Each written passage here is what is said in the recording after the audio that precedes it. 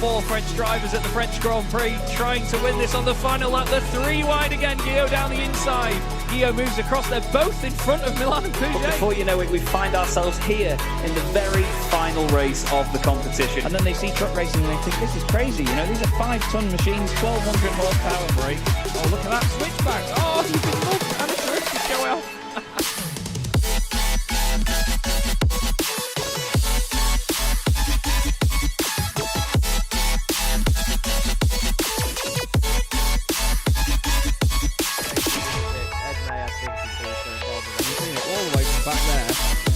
Ben Gregory now, I love this. 10.5 minutes gone. Senna Lanson tries to go for the race lead.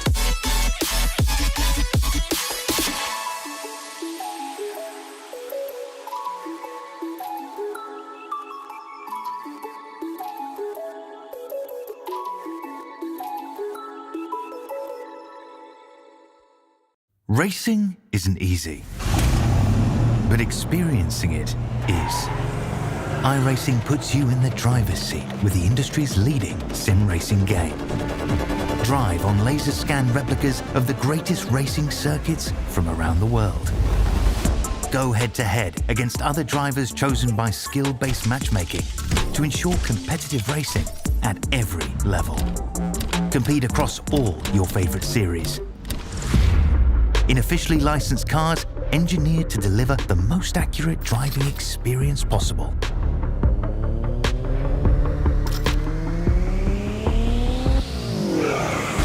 Join a race or host your own with players from across the globe. Race against the computer or in a league with friends. Feel the thrill behind the wheel.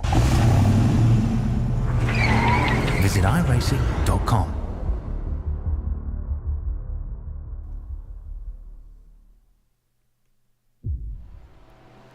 Good evening, everybody. Welcome to Chaz Draycott Media, and welcome to another round, or 2 rounds, as the graphics should say at the top, but certainly doesn't. Sorry, James. This is the Evolution Sim Racing GT3 Championship here from Sebring. We're back with the sprint racing format once again, where we're going to have 2 races tonight. We're going to have 2 half-hour races with pit stops entailed, just as we started the championship 2 weeks ago at Interlagos, and I'm really excited to get this back underway. Yours truly, Chaz Draycott, up here in the commentary box, and I'm delighted to have with me once again Ed May. Ed, we've had a great time so far this season. We've seen both formats in action now. What do you reckon we're going to get at Sebring tonight? Hopefully some excellent racing, as we saw in Interlagos and at Kota as well. Thank you very much, Chaz. And yeah, rounds 4 and 5 of the championship here at Sebring, a circuit that many of the drivers might be familiar with after racing in the iRacing 12 hours of Sebring, so that could be something that drivers will use to their advantage, although it's a very different format in the form of 2 30-minute sprint races rather than 1 12-hour long race. Yes, and I very much doubt there is the threat of rain here today. A lot of people that were taking part in and watching and broadcasting the Sebring 12-hour would have really enjoyed the wet weather. It was iRacing's first special event with said wet weather, and I tell you what, it certainly threw a cat amongst the pigeons in the top split of things as well. I was commentating on the Williams eSports stream for the weekend, and it was just an amazing, amazing event. So much fun to cover, so versatile as well, and it really did add such a great element to endurance racing. So, this tough circuit, I mean, to be fair, Ed, I mean, I was going to say it's a tough circuit anyway, though, isn't it, really? In the dry, it's a mighty, mighty tough place to go racing. Yeah, and it's got a lot of different surfaces as well. We can see here it's more of like a tarmac sort of surface, but then further around onto, like, when you get onto the older airfield, it's basically just like here, you get the concrete slabs, don't you? And it's that different sort of texture that drivers do feel it actually in the car, the way that you can attack the corners at some points. The other areas just don't have that same level of grip, especially see it actually through this final sector. It's coming in towards this right hand, then you got the left, and then this right that you come up to onto the long back straight. It's so difficult to get right because you can see the car bouncing up and down as you're trying to get the car turned in and gripped up. It's so technical. And that final corner as well, you have that same issue. The car likes to bounce up and down, up and down. You might see it if Troy Dillonchek gets there at any rate of speed, but he is slowing down, so you won't be able to get to see it quite at anger. Maybe if we look at his teammate just coming past, not his teammate, sorry, coming past, someone else going by, you can just see the car bouncing up and down as he's trying to get it to hook up the apex.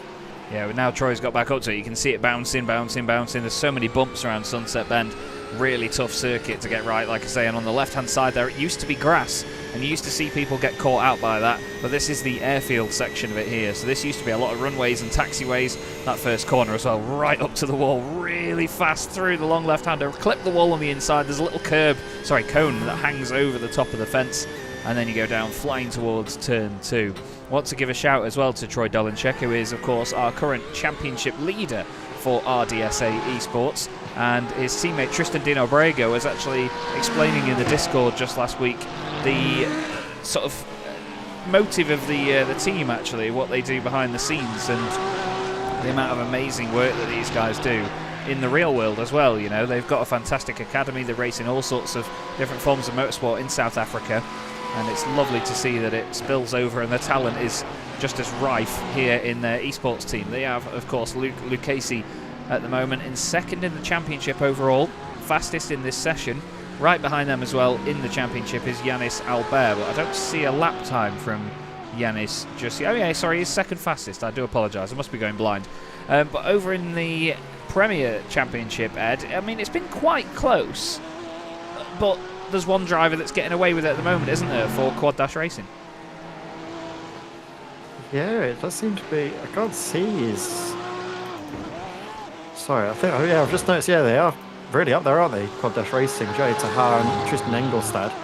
Sorry, I was just looking up and down at the other classes as well, just seeing Look Racing in the Evo class at the moment as well, in the battle that we had there. But coming on to Quad Dash Racing, they're looking so comfortable at the moment.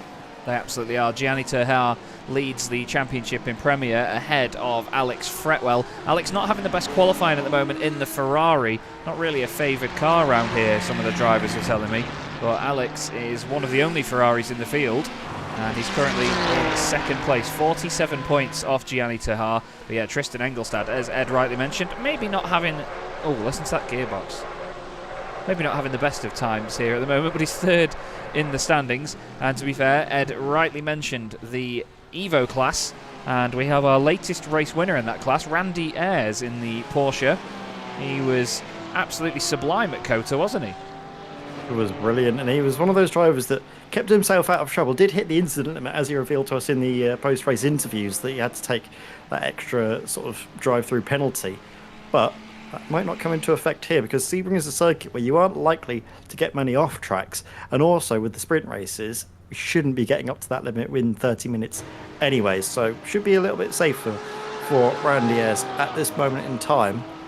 Looking all around, we can see Ashley Brooks, Glasstec Racing, lovely livery there, nice sort of shiny dark blue and orange into gold, looking quite nice indeed. I mean, I think... Oh, he's given us a full 360 view of it now. I don't think that livery is supposed to be on that car. I think that's been incorrectly placed. It doesn't seem to line up with any of the lines or anything. Asymmetric. I thought it was intentional, but maybe not. Maybe you're right. I'm not sure. We'll have to ask him. He does do a lot of fancy designs, does Ashley, so I imagine he's getting it right with liveries, but yeah, he is one of the sponsors of the championship, thanks to Keenan Eco Energy, thanks to Medius, thanks also to AB Designs. And we also have to say a very big thank you to the championship organisers for getting us on board with this. Oh, and also Kame as well, the fourth sponsor for the series. It's a joy to do this. Plenty of fun. I'm going to get really annoyed by that railing appearing halfway through shot all night. Chris Keenan here in the MRC 493 Porsche, currently 8th in his class. And... I'm loving the LEDs. Look, they're like nice and green as well. I didn't realise you could do that on the Porsche. I did not know that either, actually. Let's see if we can have a look at a different one. Paul Robson in the CHR Motorsport car. He's just white. Yes, just white. Interesting. Let's see Caelan Bartlett. What's Caelan got on his? Yeah, seemingly white as well. But yeah, Chris Keenan, definitely green lights on the Porsche. That's really cool. Matches the livery. Good evening also to fellow green... Oh, excuse me. There goes Chris. Fellow green car driving enthusiast, or at least painting enthusiast. White Van Gaming in the chat saying evening Ed and the new Southerner. I've not actually moved that far south. I think I figured out that I'm about 1 mile further south than I used to be. I've basically gone east to... yeah, to be fair, actually, to explain to everybody, this is the first broadcast from me from my new home. As Paul Cowlishaw nearly found a new home in the barrier there, to be honest with you. He had a right old moment. We've got Jean McLuhan out there as well. Oh, a lovely livery on Jean's car. He's actually a privateer now in this championship. And he is running in his own colours. I think he was still in the Glass Tech livery last time. A quick shout out as well to my mum. My mum and my stepdad Lawrence are in Cyprus on holiday at the moment, and they're watching the broadcast instead of enjoying their holiday. Bless yous. Hope you're having a fantastic time out there though, and look forward to seeing you when you're back. And you get to see the new house as well, which, to be fair to my mum, bless her, she spent so many hours wallpapering in here just for me to put acoustic foam over the top of it. Bless her. She's going to be absolutely fuming when she turns up. Anyway, a big challenge here tonight, Ed, and to be fair, when it comes to some of the classes a bit lower down in the Evo class and the Premier class, trying to get through and overtake, it's going to be really tough because it's actually quite a narrow place, isn't it, Sebring? There's a lot of overtaking opportunities in some of the heavy braking zones, but it's a bit of a challenge, isn't it?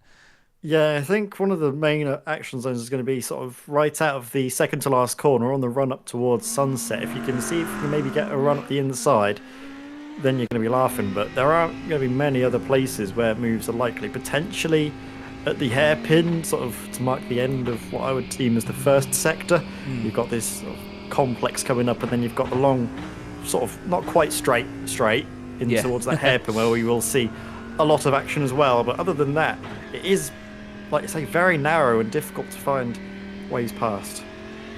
Another quick mention as well. I know I'm not going to tell my whole life story here tonight, but I hope the stream is looking nice and crisp and very tasty this evening. I've gone from having a connection that was about 25 megabits up to over 110. So hopefully tonight the new fibre is working wonders and the stream looks lovely for you all at home. I know that it won't make much difference past 25 or so, but still, adding that extra bit of bitrate might make quite the difference. We look here at Yannis Albert because he was the first driver to get onto the circuit, and he's been the only one really at the moment, Ed, to properly throw the cat amongst the pigeons with the RDSA esports drivers, hasn't he? Yeah, he has been. We've seen him on times not necessarily qualify the best. He didn't have the best actual qualifying performance, I think, at Kota, but managed to make up for it. And like you say, he did actually challenge those drivers up at the top of the elite class. But it's so difficult. The RDSA esports team, they just seem to be so clean with everything they do, don't they? They have a good hold of when to pit, how to manage the races. They don't bother battling with each other too much to slow each other down. And that just makes it so impossible for people like Yannis Albert, who don't have a team up there to help them out. You know, they can't really find an avenue in to fight. Yeah, absolutely. And in a championship like this, when there's so many drivers and so many teams on the grid, you always do find strength in numbers. So to be a lone driver amongst that is mighty tough. And you do sort of feel a bit of a mental disadvantage when you're driving, but it is one of those things. It is one of those things. In motorsport, you never know what you're going to get. And to be fair, Yannis Albert has been an absolute superstar. My mum's actually commented on YouTube now saying, glad to wallpaper and spend time listening to the JP audio. But yes, we were actually, the whole time we were wallpapering and doing all the, like, stripping the wallpaper and painting, we were actually listening to Jason Plato's audiobook, and it is hilarious. Anyway, Yannis Albert on a lap now. I want to go on board with him in the Lamborghini and see what this is like, because not only is it an assault on the senses visually because of how fast this is going to be, the car bouncing around, the motion blur doing its thing, it's the noise of this 5.2 litre V10 in the back of the Lamborghini. It's just a symphony, isn't it, Ed? Such a wonderful sounding car. When it was first introduced on Tour Racing, I bought it right away on day one, and I love driving it ever since. It's still got some interesting characteristics. The rear end can break away a little bit through some areas at some circuits, especially if you take a little bit too much speed into corners. It does over-rotate onto you if you put too much steering lock on as well. And Albert, though, managing it very nicely through the hairpin. Obviously, we won't see the drivers putting in their best times at the start of this session. It takes maybe 1 or 2 fast laps to really get the tyres into the right window, but this will be a good idea of a benchmark time for the drivers coming up now to this right-hand where you kind of want to avoid the curb. It can unsettle the car. You want to just kiss it.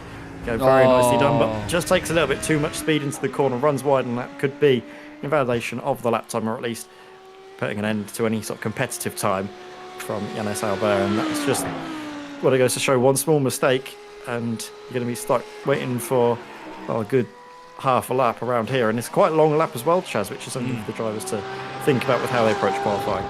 Yeah, there's going to be less laps in the race, of course. They are half-hour timed races, so as soon as the timer hits 0, the race gets completed, basically. Well, not there and then, obviously. That becomes the last lap of the race. It should be said that I'm not always the best at explaining things for a commentator. Ryan Stitchbury has gone fastest at the moment in his class, and then he gets beaten by Pugh, and then Dolinchek, RDS Esports, Dolinchek goes fastest. Joe Glass goes quickest in the Premier class ahead of Aston.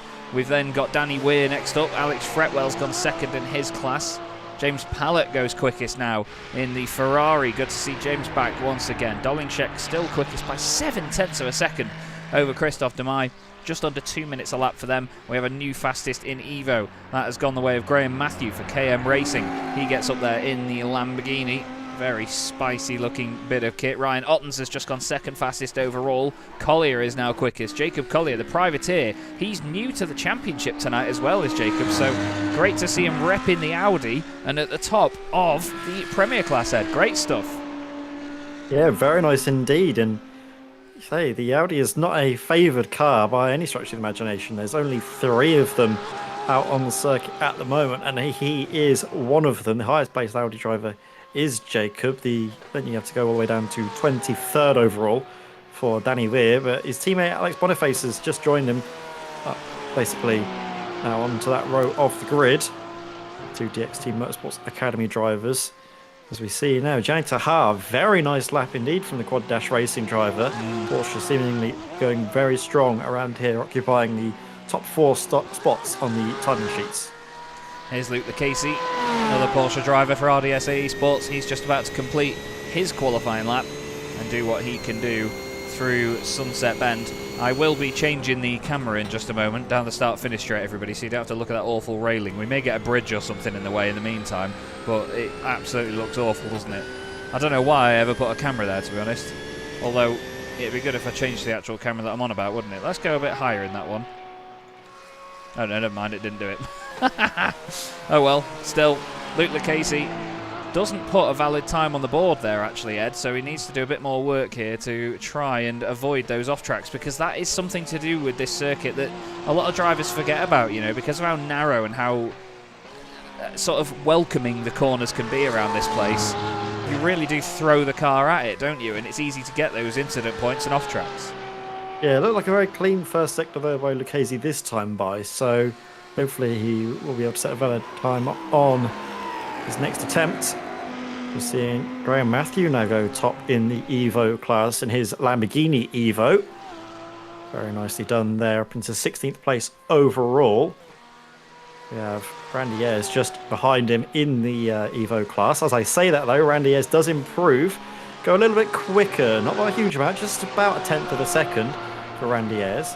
Nice lap indeed, and he's really going to try and do the best he can do on his home races, isn't he, Chaz? We spoke to him after what his expectations were, and he was hoping for a podium, but race victory could definitely be on the cards, maybe even 2 with the both sprint races. Ooh, maybe not though if he's pushing a little bit too hard. We'll put an end to this attempt at the very least, but we'll have one more. The drivers get basically 4 flying laps, and most of the drivers are on to their 3rd at this moment in time. Absolutely are.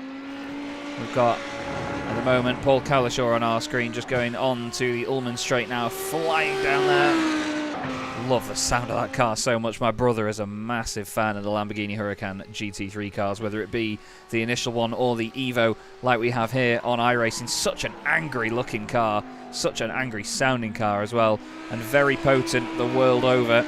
Cowlishaw's actually done a purple 6th sector there. 7 sectors around here at Sebring. Lucchese goes 2nd fastest, 59 thousandths off his teammate. Cowlishaw goes into 4th position, just behind Tristan Dinobrega. What about Yannis Albert? Because he's done 2 laps already. This is his 3rd flying lap now that he's just about to complete. You can see the back end trying to break away around there. That's one of the things about the Lamborghini that is very difficult to master, is that weight over the rear end. Where does Yannis Albert pop himself on the times? He goes fastest, 15 thousandths of a second. Brilliant stuff by the Lamborghini driver. Excellent effort that. And it may only be 15 thousandths, but at the end of the day, quicker is quicker, isn't it, Ed? Brilliant stuff. Yeah. And currently this is looking like the first time a non-RDSA esports driver will be on pole position. Yannis Albert, if he can hang on for the remaining well, 8 minutes, basically 9 minutes of running. He'll be on pole position for the first of 2 races here tonight. Just had Simon Cheshire put his first time on the board, a 2:14.8. So he's going to just sort of use that as a banker to have a time on there, and then he's going to try and improve from that point. I don't know who put that hut there, but I hope they get shot. We've got Caelan Bartlett still on a time as well, or on a lap I should say. Oh, Tahar's just gone fastest again in the Premier class. I think Caelan Bartlett running a little bit wide onto the Ullman straight there, just trying to open up the corner. He's going to take his time to reassess, I think, and start again on the next lap. Who else hasn't done a time, actually? Stephen Donnelly has just had an off in the Mercedes. Let's just listen, because this is a brutal sounding car.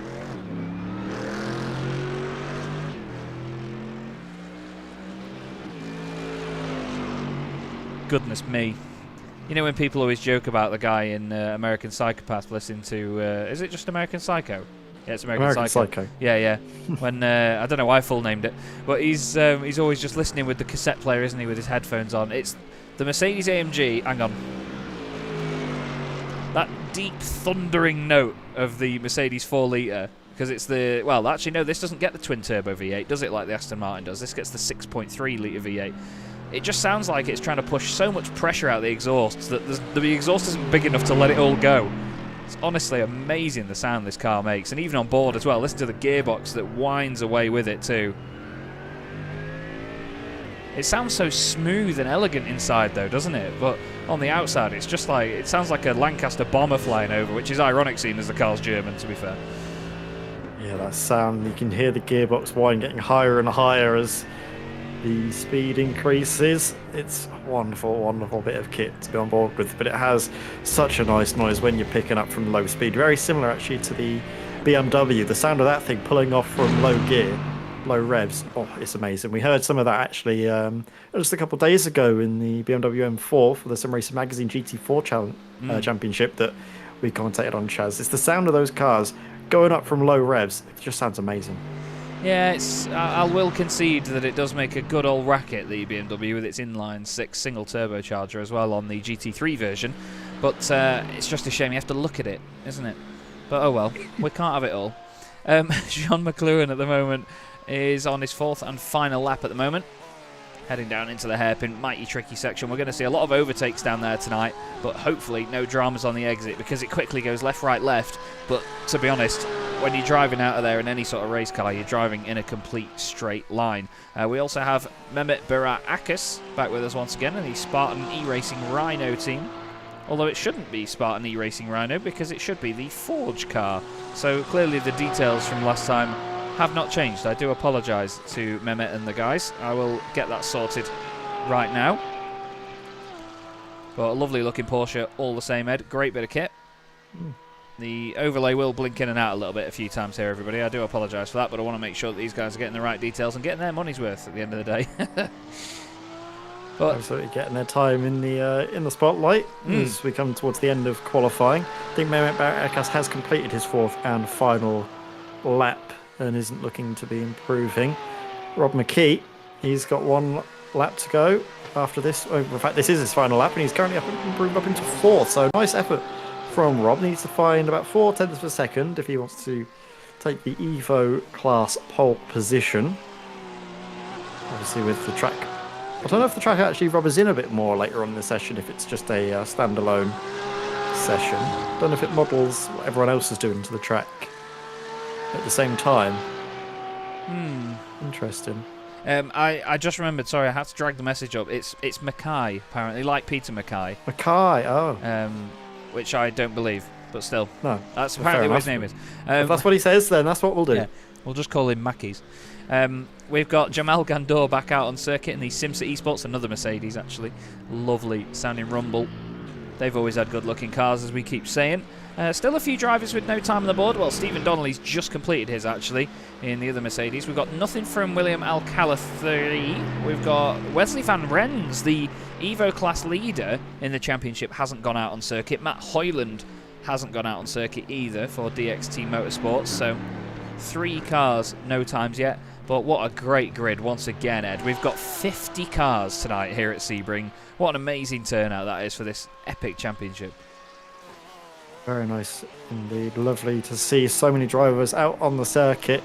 Obviously not at the moment because they're all in individual qualifying sessions, but we will see a nice big grid for the first race, which will get ready in around about 4 minutes' time, because this is a heat racing format. The drivers who have to set lap times will not be able to finish a lap that they will be currently on, because the session will essentially cut it bang on at the end, and then we'll get ready in towards the racing. Don't forget as well, everybody, that the clocks go forward on Sunday. That is how it is. Oh, I didn't even realise that. Thank you. Where's Paul Cowlishaw just gone? I just tried to click him on screen. He's disappeared. So we look at Rob Mackay. Jamal Gandor completes his final lap, and it is not an improvement, unfortunately, for him. He completes the session 15th in class. Marcel Breitenbach has also completed his times in the Ferrari.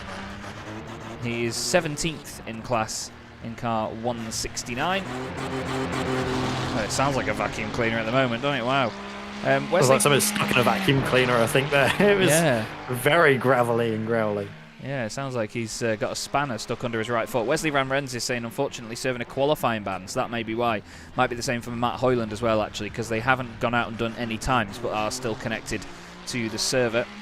I do like the front of this car, though, but again, just the back looks like if Rockstar Games added a Ferrari 296 to Grand Theft Auto. Just it looks like looks like their version of a 458. You know what I mean? Yeah, I do see what you mean. It's not exactly the quintessential Ferrari rear end, but maybe it'll grow on you over time. You see it more often. Maybe. It's just a bit of cope, really. Because I quite like it. It sounded like a diesel then. It's awful. Oh, yeah. It didn't sound great. Martin Kenyon saying, with 50 cars, does that mean there's more power on the runway than the usual planes taking off there? There probably is, actually, than the planes that used to. Yeah. I mentioned the Lancaster Bomber earlier on, actually, which isn't really a correct aircraft to mention, because Sebring used to be the home of the B7... Okay, Kaylin, chill out. Used to be the home of the B-17 Stratofortress during the Second World War, and around it as well, I imagine. And there's actually a part of the circuit just before the section where Jamal Gandor has come out of now. It's called the Flying Fortress Straight, because they were the aircraft that used to be based here. And to be fair, that explains why the airfield is so colossal, because the B-17 is not a small aircraft. It is an absolute wagon. Gorgeous, gorgeous bit of kit, just like this Mercedes. But by the look of it, Ed, we are going to have our first non-RDSA esports pole position of the season in the form of Yannis Albert, and even though it's only by 15,000ths of a second, that is a colossal effort considering how fast those RDSA esports guys have been. Yeah, and it perfectly illustrates what you were saying at the start of the broadcast, isn't it, Chaz, about he's the only driver that we've seen properly take the fight to RDSA all season long, and as if he was listening to you, it was like a bat signal being called out for someone to help, and Yannis, he answered the call brilliantly with that lap to take pole position. I wonder what that flashing light was in the office, to be fair. But still, he certainly answered the call. Stephen Donnelly is about to complete a lap. I don't think... No, he is actually. This is a timed lap for him that will count. So it's an improvement. 36th outright, 18th in his class. He's only third from bottom out of those that have qualified, unfortunately for him. But once again, we can always count on Jamal Gandor, the Lebanese driver, to provide us with entertainment here, because he's done his laps, he's completed them, but he remains on the circuit, piling around and absolutely kicking this Mercedes head in. It's great. Great thing, great stuff. Although, well, there you go, they've decided that it's over. So, they kill the fun. But the fun, to be fair, is just about to begin, is it not, Ed? We've got such a massive field of cars here. The grid is going to form up. And, well, what do you reckon with Yannis against these guys at the start? Do you think he can hold on? It's not an endurance race, let's not forget. Yeah, it's only a 30-minute sprint. They do have a pit stop somewhere in the middle of the race, roughly. So that could be an opportunity for IDSA to try and undercut, maybe see if they can upset Yannis's rhythm out in front. Try and figure out if there's going to be any teamwork at play. But then also don't forget about Jai Tahar and Tristan Engelstad for Quad Dash Racing in the Premier class. They've had a great effort, and they can work together to keep the likes of Nathan Crook and Jacob Collier at bay. I mean, it looks very comfortable at the moment for Quad Dash in that class as it stands. It certainly does. This is your grid, everybody. Yannis Albert and Troy Dolinchek make up the front row, 2 big hitters from the series. Tristan Dino Brega and Luke Lucchesi make up row 2. We then have Paul Cowlishaw in 5th position. Gianni Terhaar will line up in 6th. Then it's Jean McLuhan and Tristan Engelstad in 8th. Don't forget as well, Gianni Terhaar there with the little yellow strip next to his position. That means he's in the Premier class. Same with Tristan Engelstad. We then have Thomas Pugh in 9th place with Ian Stitchbury in 10th. Christophe de Mai is 11th with Ryan Ottens starting in 12th. Then it's Nathan Crook, very exciting driver to watch, with Jacob Collier, newcomer to the series, alongside him. Joe Glass and Mehmet Berat Akis are on the 8th row. Then it's John Breitenbach and Hussein Saraka Dessler in 18th. I can't believe out of the 2 names I got his first name wrong. Simon Cheshire is 19th with David Ressel in 20th. He's hoping to wrestle his way forward, I imagine. Alex Fretwell a bit further down in the Premier class here today. He's going to be hoping for a bit of an improvement. Xavier Talavera in 22nd position with Randy Ayres and James Rankin on the 12th row. Yes, there's more, everybody. Then we have Graham Matthew and Joe Shapara on row 13. Chris Keenan is in 27th with Scott Kostrick 28th. Rob Mackay is 29th and Jamal Gandor completes the top 30. Then it's Stephen Cakebread. The jokes will come to him, don't worry. John Ludbrook is 32nd ahead of Robin Aston, funnily enough not in an Aston Martin. Marcel Breitenbach is in 34th ahead of Alex Kuhnraerts, and then we have Stephen Donnelly 36th. Looking then at the 19th row of the grid, it's Gareth Newton and Ashley Brooks with Paul Robson and James Pallett alongside. They complete the top 40. Danny Weir is 41st with Gary Mitchell next to him. Then it's Caelan Bartlett 43rd, Alex Boniface 44th. The numbers are gradually getting lower and lower. Owen Seward is in 45th. Dennis Kohler is 46th. Sean Clark and William Alcala make up row 24 of the grid. And at the back, the graphic very sarcastically insinuating it's the back row, Matt Hoyland and Wesley Van Rens. So the field is 50 off. 50-car grid. Yeah, I was going to say, the field off on its formation lap here then, Ed. And the frame rate will, of course, die, but this is a perfect opportunity, this, for Yannis Albert to claw some points back in the championship. He's 3rd at the moment, 5 points behind Luke Lucchesi ahead of him, but he's 63 points off the man starting alongside him on the front row, Troy Dolinchek. You'd think at this point, even this early in the season, Troy could just sit here like this and just stay right with him throughout the whole race. What do you reckon? Could do, but of course, where's the fun in that? You know what Troy's like. He's going to be wanting to battle and take those positions as he can.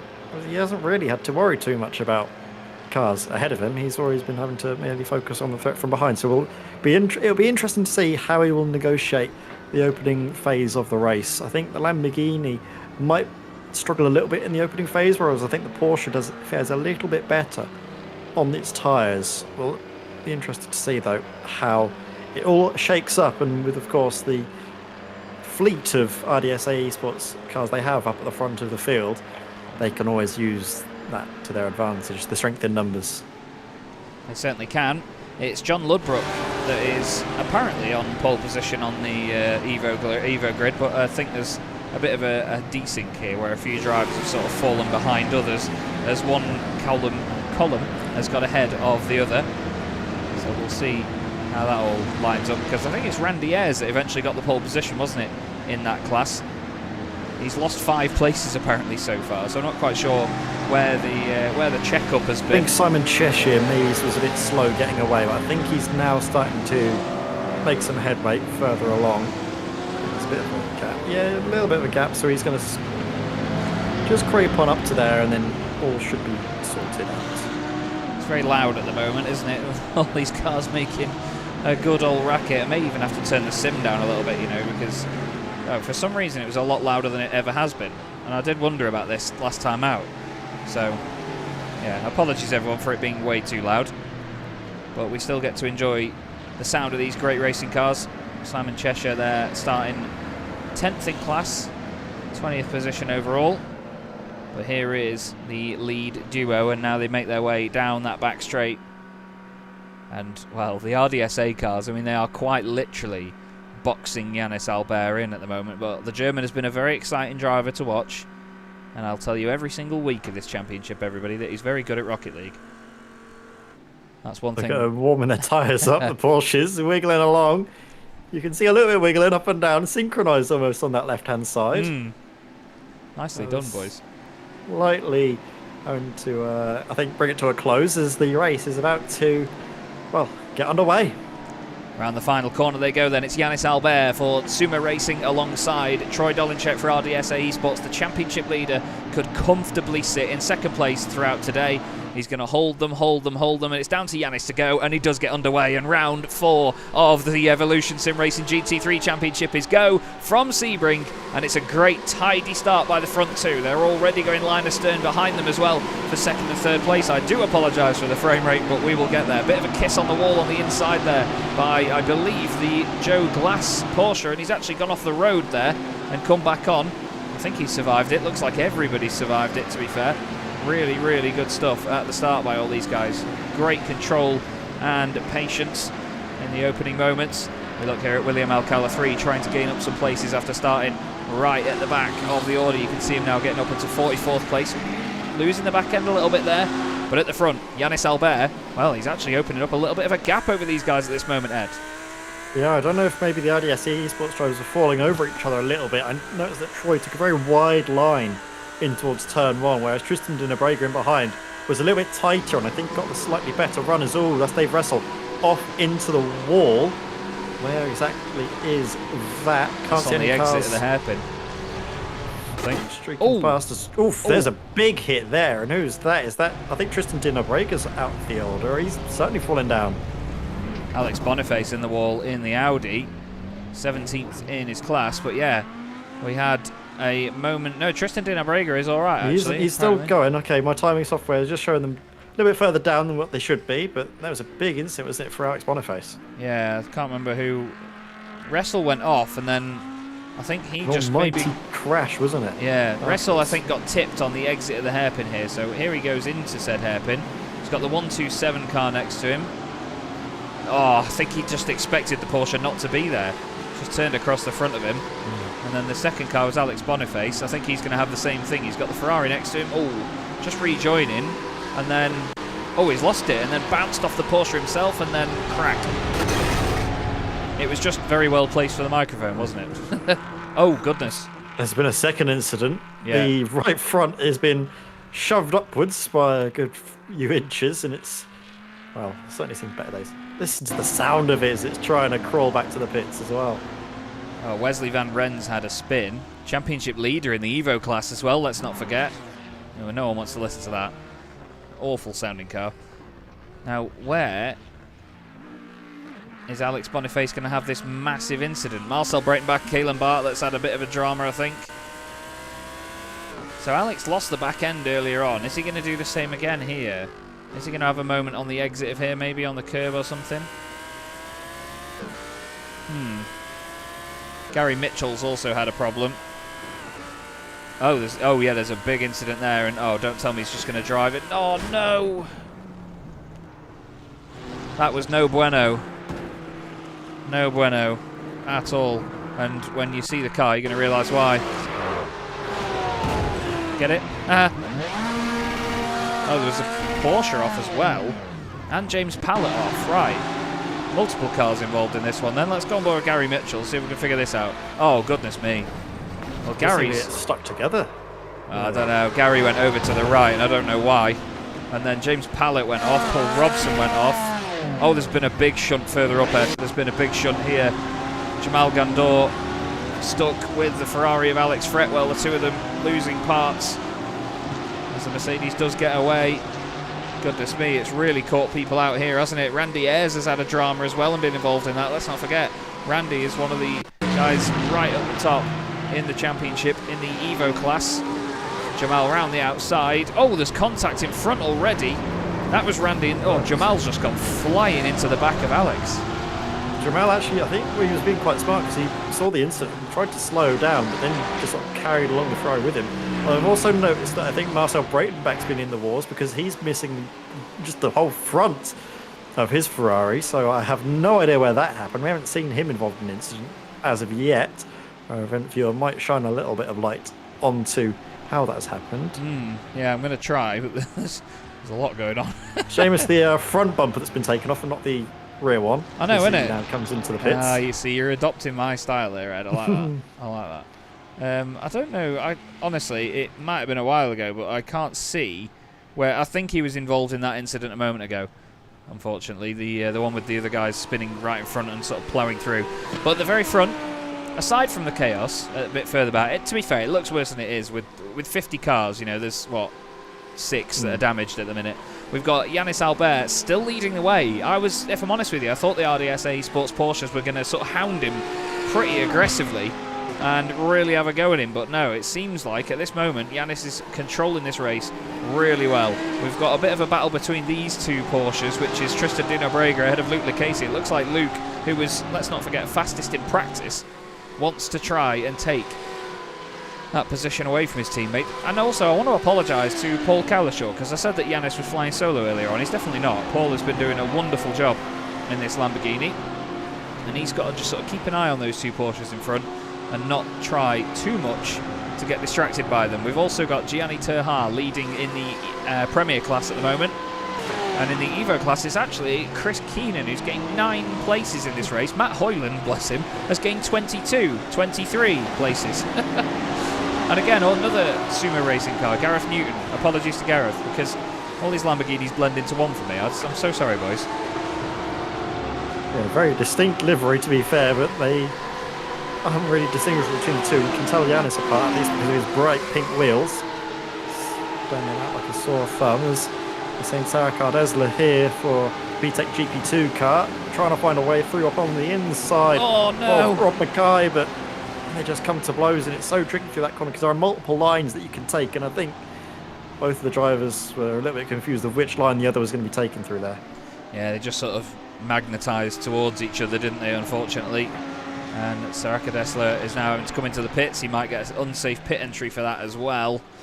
Not good. Not good. A few moments for him. Here's William Alcala 3, currently at the moment. He is in 11th place in his class.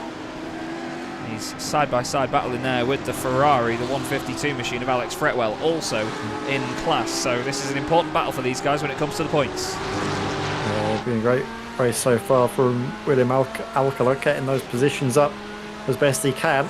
Also been actually a pretty good start for Stephen Cakebread, rising up through the field into, well, second place in Evo class at the moment in time. You can tell I was waiting to use that one. Oh, I love it. I love it. I was saying at the start of the season we're going to bake up some puns for him. Cracking. We've been absolutely cooking. Oh, we have been cooking, mate. Absolutely. Right then. Are they going to sort this out yet? Alcala's doing a great job of holding it round the outside, but to be fair, Fretwell is making that Ferrari wide, and he's still hanging on round that outside line. Is he going to be able to hold it down the inside? Yes, he is.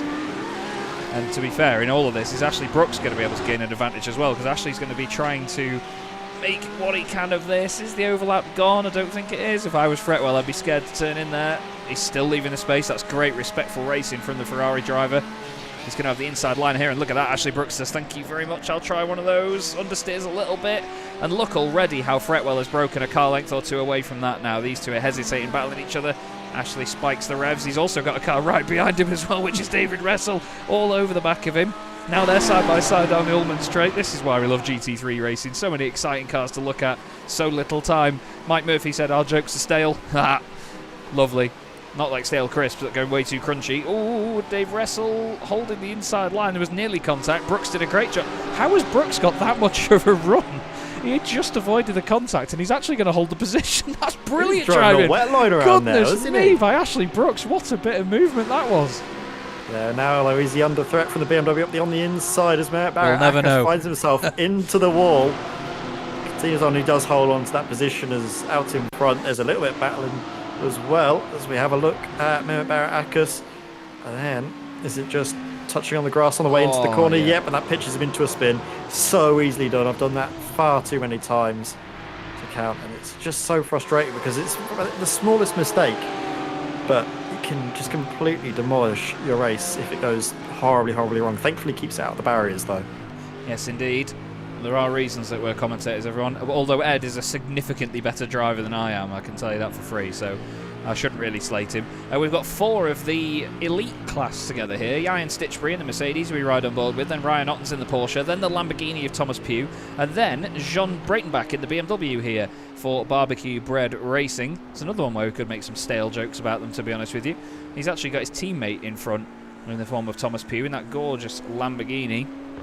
Sounds very quiet and smooth and chill up here, to be fair. But you can see they're all trying to get out of the slipstream. Oh, sorry. You've got Ian Stitchery trying to break the slipstream at the front of this little group. 20 minutes left in this race here, Ed.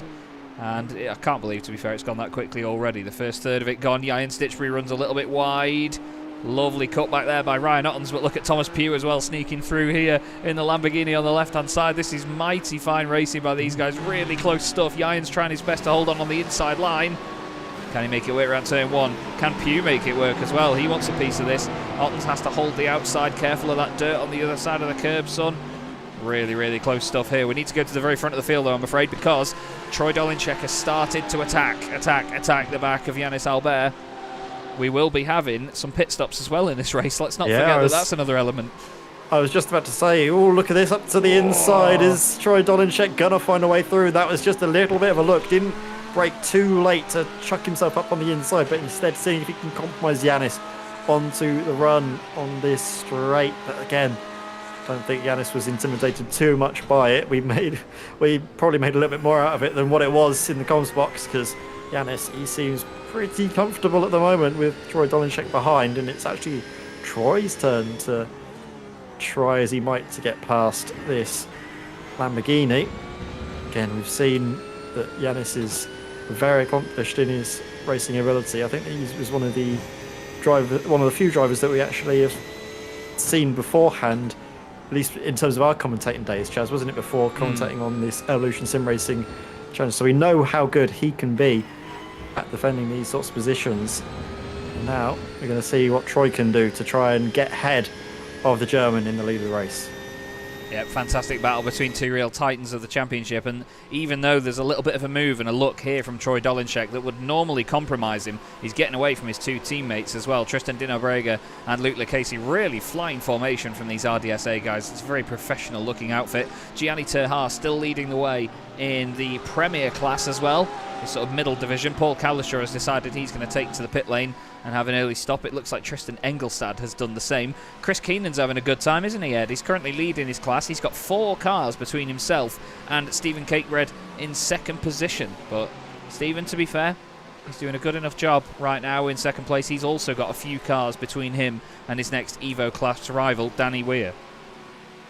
Looking all right at the moment for Chris Keenan out in front, who gains a few more places as certain drivers make their pit stops. Paul Cowlishaw, Yannis' teammate, into the pits, maybe trying to go for an undercut, see if he can make up some ground to the RDSA esports drivers that were ahead of him. He was in 5th place, just behind the 3 RDSA esports drivers, so this could be Suma's opportunity to see if they can upset the strategy of those 3 Porsches. Seeing as well who else is going to be coming into the pits, because a lot of the time if drivers are stuck in battles like they are potentially now, it might be wise for them to come to the pits, get some clear traffic and see if they can basically do the undercut. Other drivers might fancy doing the overcut if they find themselves in an advantageous position as well. There's all sorts of different intricacies that can come through, even though it's just a 30-minute race. Tristan Engelstad, by the way, has come out of his pit lane, or out of his pit stop, and he's now into traffic of the other classes, so he's not really done himself many favours here. Ashley Brooks is just in front of him, and he's hoping to get by. He doesn't want to upset him too much. He's one of the sponsors of the championship, for which we do thank. I want to say thanks to Carme, of course, AB Designs, Ashley Brooks himself, and then Medius and the wonderful Keenan Eco Energy as well. Great stuff to have championship sponsors on board. Without them, this would not happen. Especially the broadcast side of things, they really do help it all come together. Look at Engelstad here, he's trying to line the car up for a decent exit, but he can't quite get it at the moment. Leaders are in, Ed, the front 2 into the pits, and we'll stay on board with Yannis Albert, who is changing gear for no reason whatsoever, and we'll see what he makes of this, shall we? Here they are, going towards the iRacing Porsche safety car. The end of the pit lane. I need to remember that when I make these pit lane cameras, there is a timing tower on the left-hand side to take into consideration. Luke Lucchese up on the jacks. No, that's Dino Brega. Oh, sorry, no, Troy Dolinchek up on the jacks, but Yannis Albert opting not to, and that could be interesting because while Yannis Albert is going to have older tyres, he will have warmer tyres at the start of this final run to the line, so that could be a factor. Yeah, absolutely. You never know how it could affect them. I'm just having a look down the order. As well, actually, is 1.5 seconds. And is Yanis going to be able to build on that to get out the slipstream range from Troy, who's in behind? Yeah, I was just trying to see what Luke Lucchese was doing, because he was sat behind his teammate, wasn't he, for most of that stint. I'm not sure that he'll be saving fuel as such. I don't think you can really save a massive amount, but then again, they were at a very high pace, and his teammate in front of him was not doing so, Tristan Di Nobrega, so we'll have to wait and see. Chris Keenan's held on to the lead, by the way, in the Evo class. This is James Rankin, currently 7th in the Premier class. He's got Nathan Crook behind him as one of the 2 drivers at Ludbrook Racing. Nathan's teammate John Ludbrook is 4th in the Evo class at the moment. He's in a bit of a scrap of his own. If we go to his rearview camera, you'll see that he's got Talavera and Newton glued to each other in the background. The Italian flamboyance from the Lamborghini and the Ferrari bouncing off each other. But we go back because Nathan Crook's actually tried it down the inside. Let's see how they sort this one out on the exit. Nathan down the inside, I think one of his traditional sends into the hairpin.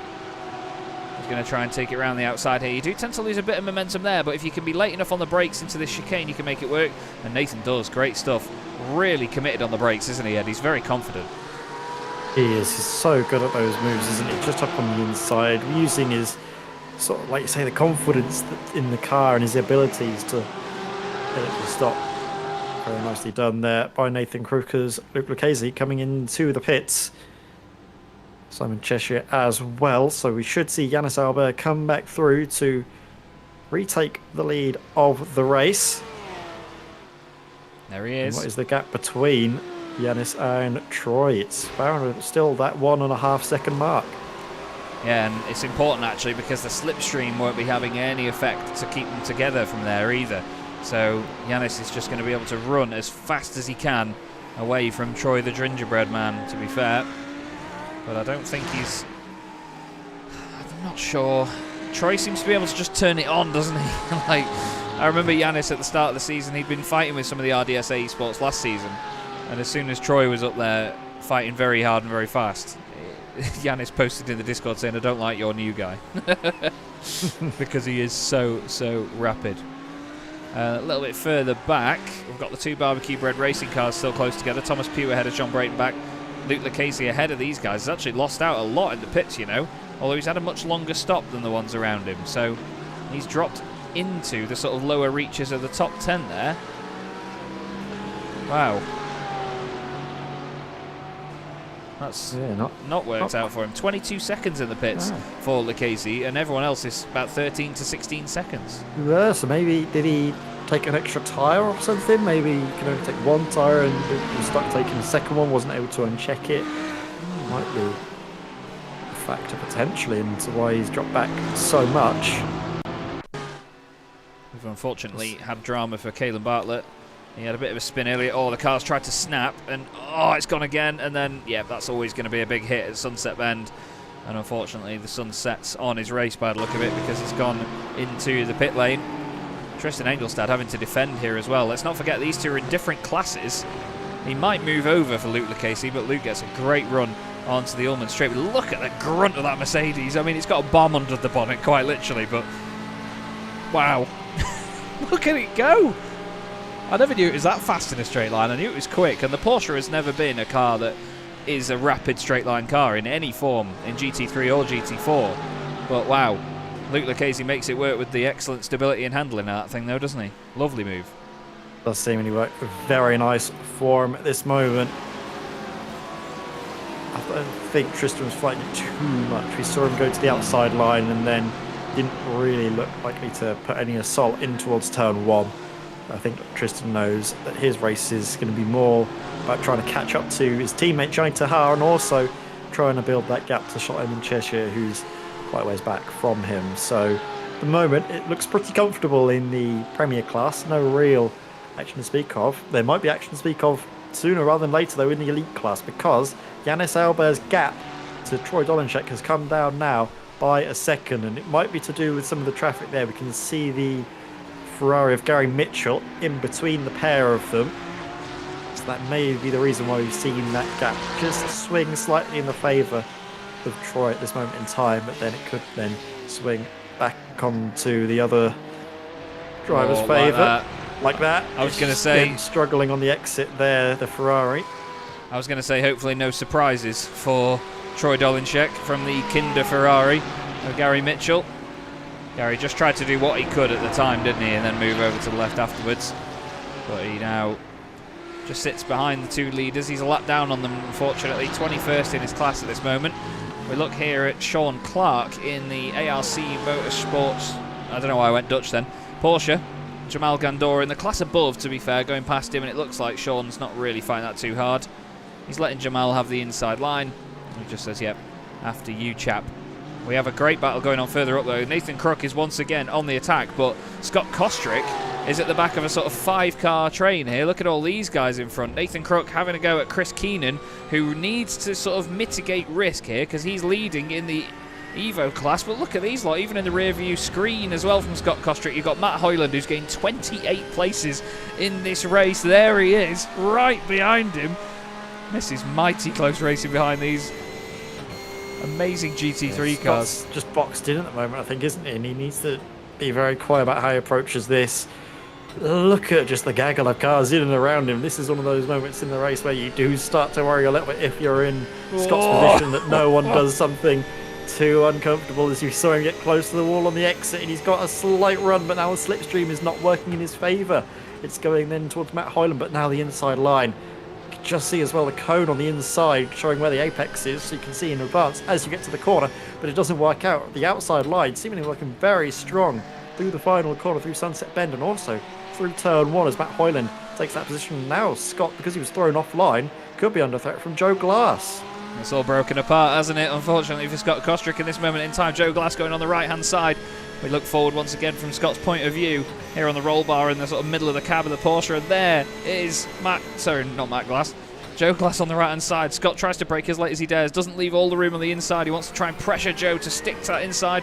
Great respect on the exit. But listen to these Porsches scream their way up to 9,000 RPM from that flat 6. He's also got Mehmet Barat-Akas in there as well, and he's trying to come through on the right-hand side. I think Joe's going to do it. No, he's not. Scott Kostrick sends it into the chicane. There's a little touch, and is that Akas? Akas going through on both of them, is it? No, he's around.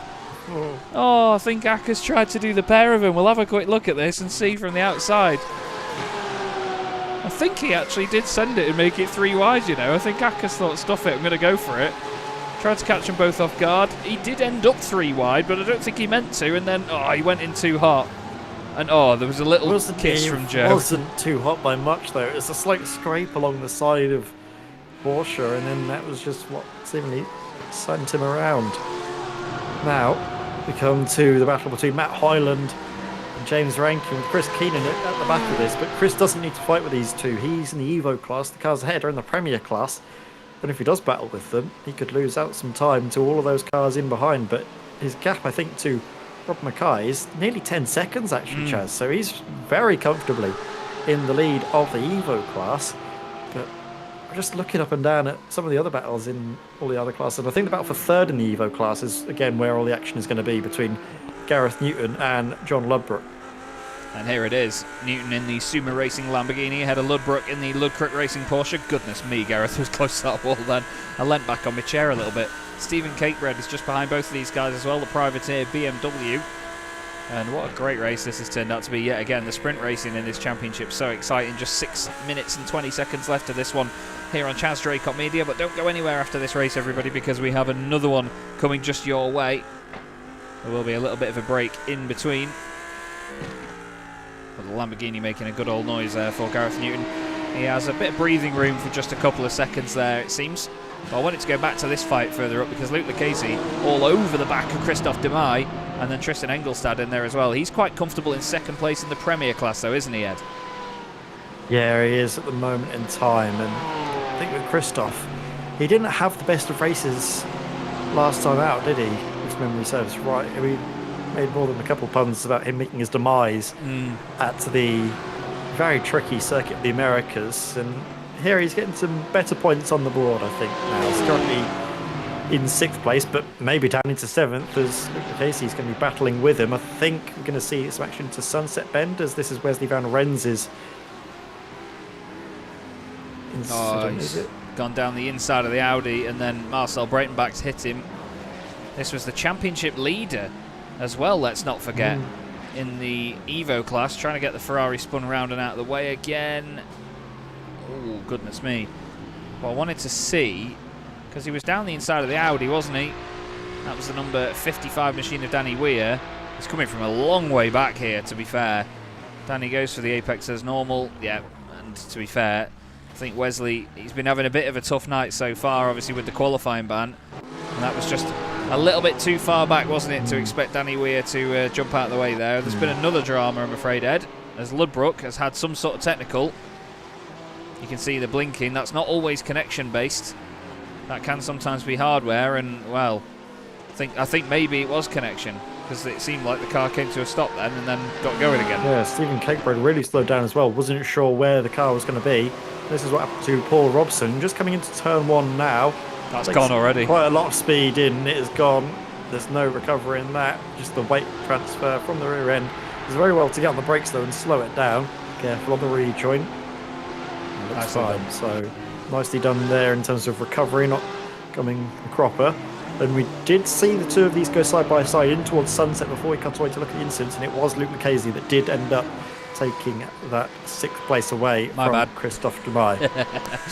My bad, everybody. I'm so sorry. Sometimes it's easy to get distracted by the shiny, colourful timing screen and replays and accidents. The big red button that goes, someone's had a crash. Yeah, I just double click it. Whenever. Yannis Albert is hoping not to have a crash. He's looking to take his race victory here at Sebring, but Troy Dolinchek is looking to make it a maximum score, because didn't he win both races at Interlagos? He did, didn't he? Yes, I think so, yeah. Troy has won every race outright so far. It's been pretty remarkable. Lovely big backfire there from the Lamborghini. It rattles through the whole chassis of the car. Matt Hoyland and Joe Shapara are swapping places in the background, but we need to stick with this lead battle. Oh, so important. Troy Dolinchek, well, he doesn't need to push here. Like I said at the top of the broadcast and on the formation lap, you know, he could happily sit in 2nd place and just do...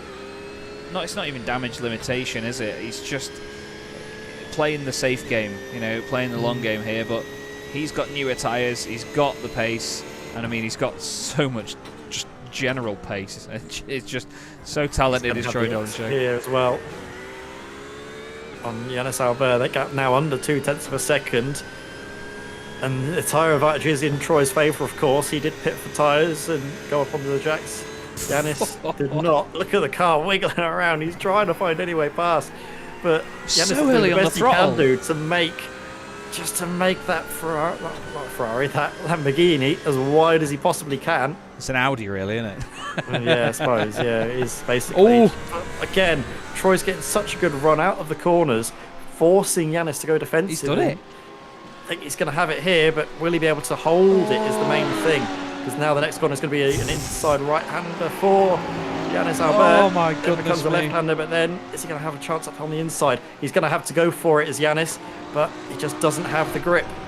Wow. That was incredibly close between Troy Dolinchek and Yannis Albert on the penultimate lap of the race here at Sebring in round 4 of the Evolution Sim Racing GT3 Championship. And Troy Dolinchek has the race lead. Yannis did everything he could there. He made that car as wide as possible.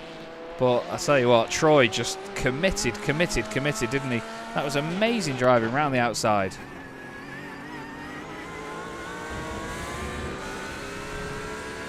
So close. Look at how close they do come to contact, and then just the run that Troy has. And then the sweeping left-handers give him enough of an overlap to not really worry too much about this. Right-hander can instead afford the inside line, just give it to Yannis and then just carry the extra speed through the corner, and then look at the exit he gets. He's so confident on the throttle as well.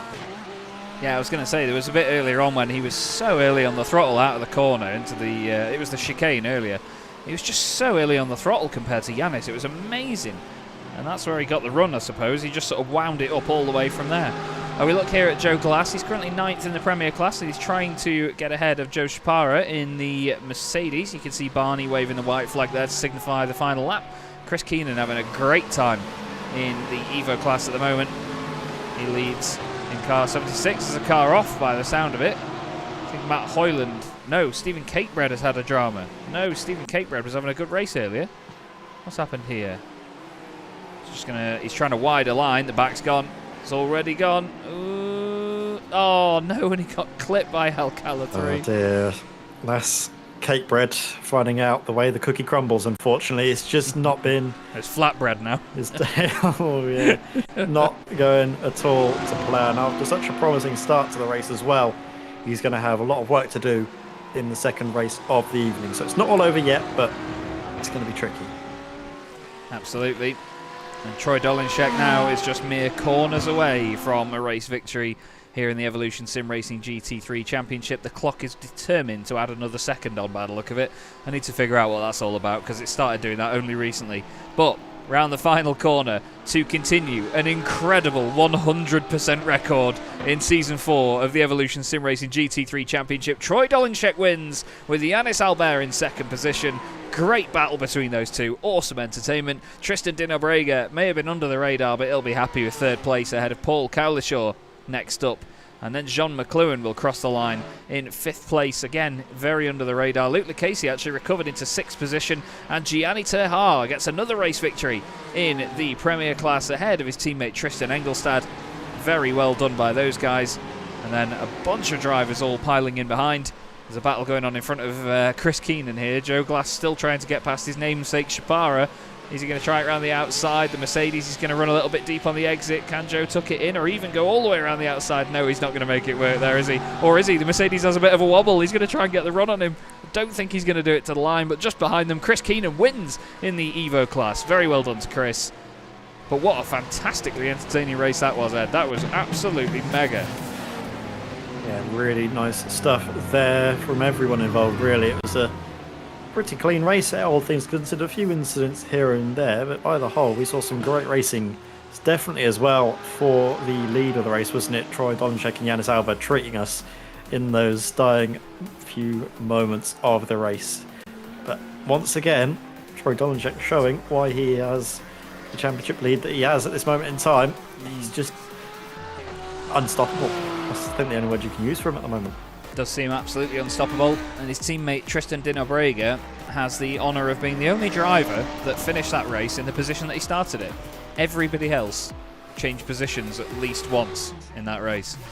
So Tristan doing a mega job as always. Big points for him and the team, and that is what they will be very, very happy with. I think we're still waiting on a car or two to cross the line. Actually, Randy Ayres, winner last time out in the Evo class at Circuit of the Americas. He won't be over the moon with the fact that he's just not lost points there, but obviously dropped a few points. Let's have a look at some results then, shall we? Let's go for the elite class first off. The guys that finish right up the order. Troy Dolinshek takes the win by 0.8 of a second from Yannis Albert.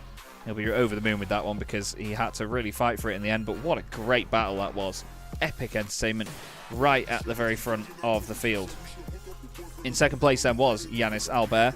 I'd say 0.8 of a second between those two. Then we have Tristan Dinobrega in third place. Fell away a little bit, but still big points for the team. Paul Cowlishaw finishes in fourth ahead of Jean McLuhan. Then it's Luke Lucchese and Christophe Demay. Thomas Pugh was in 8th place with John Breitenbach 9th.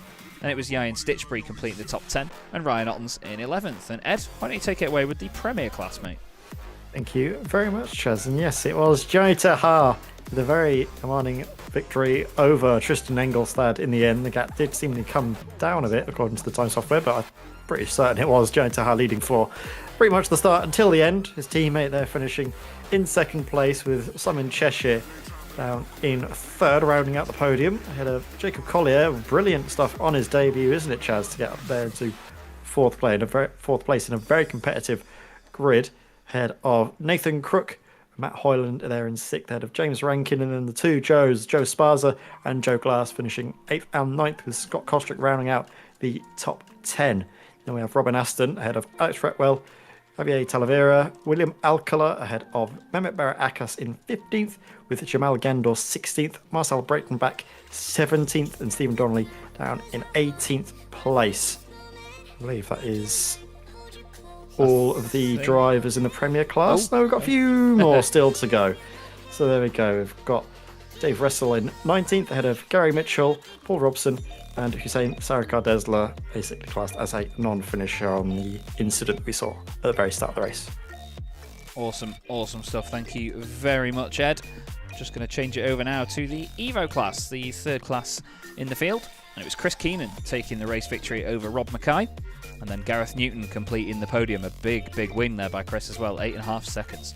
John Ludbrook finishes in 4th place with Alex Koenraerts in 5th. Danny Weir was eventually 6th, even though he had contact with Van Rens. Then it was Graham Matthew and Dennis Kohler. Wesley Van Rens, championship leader coming here, finished in 9th.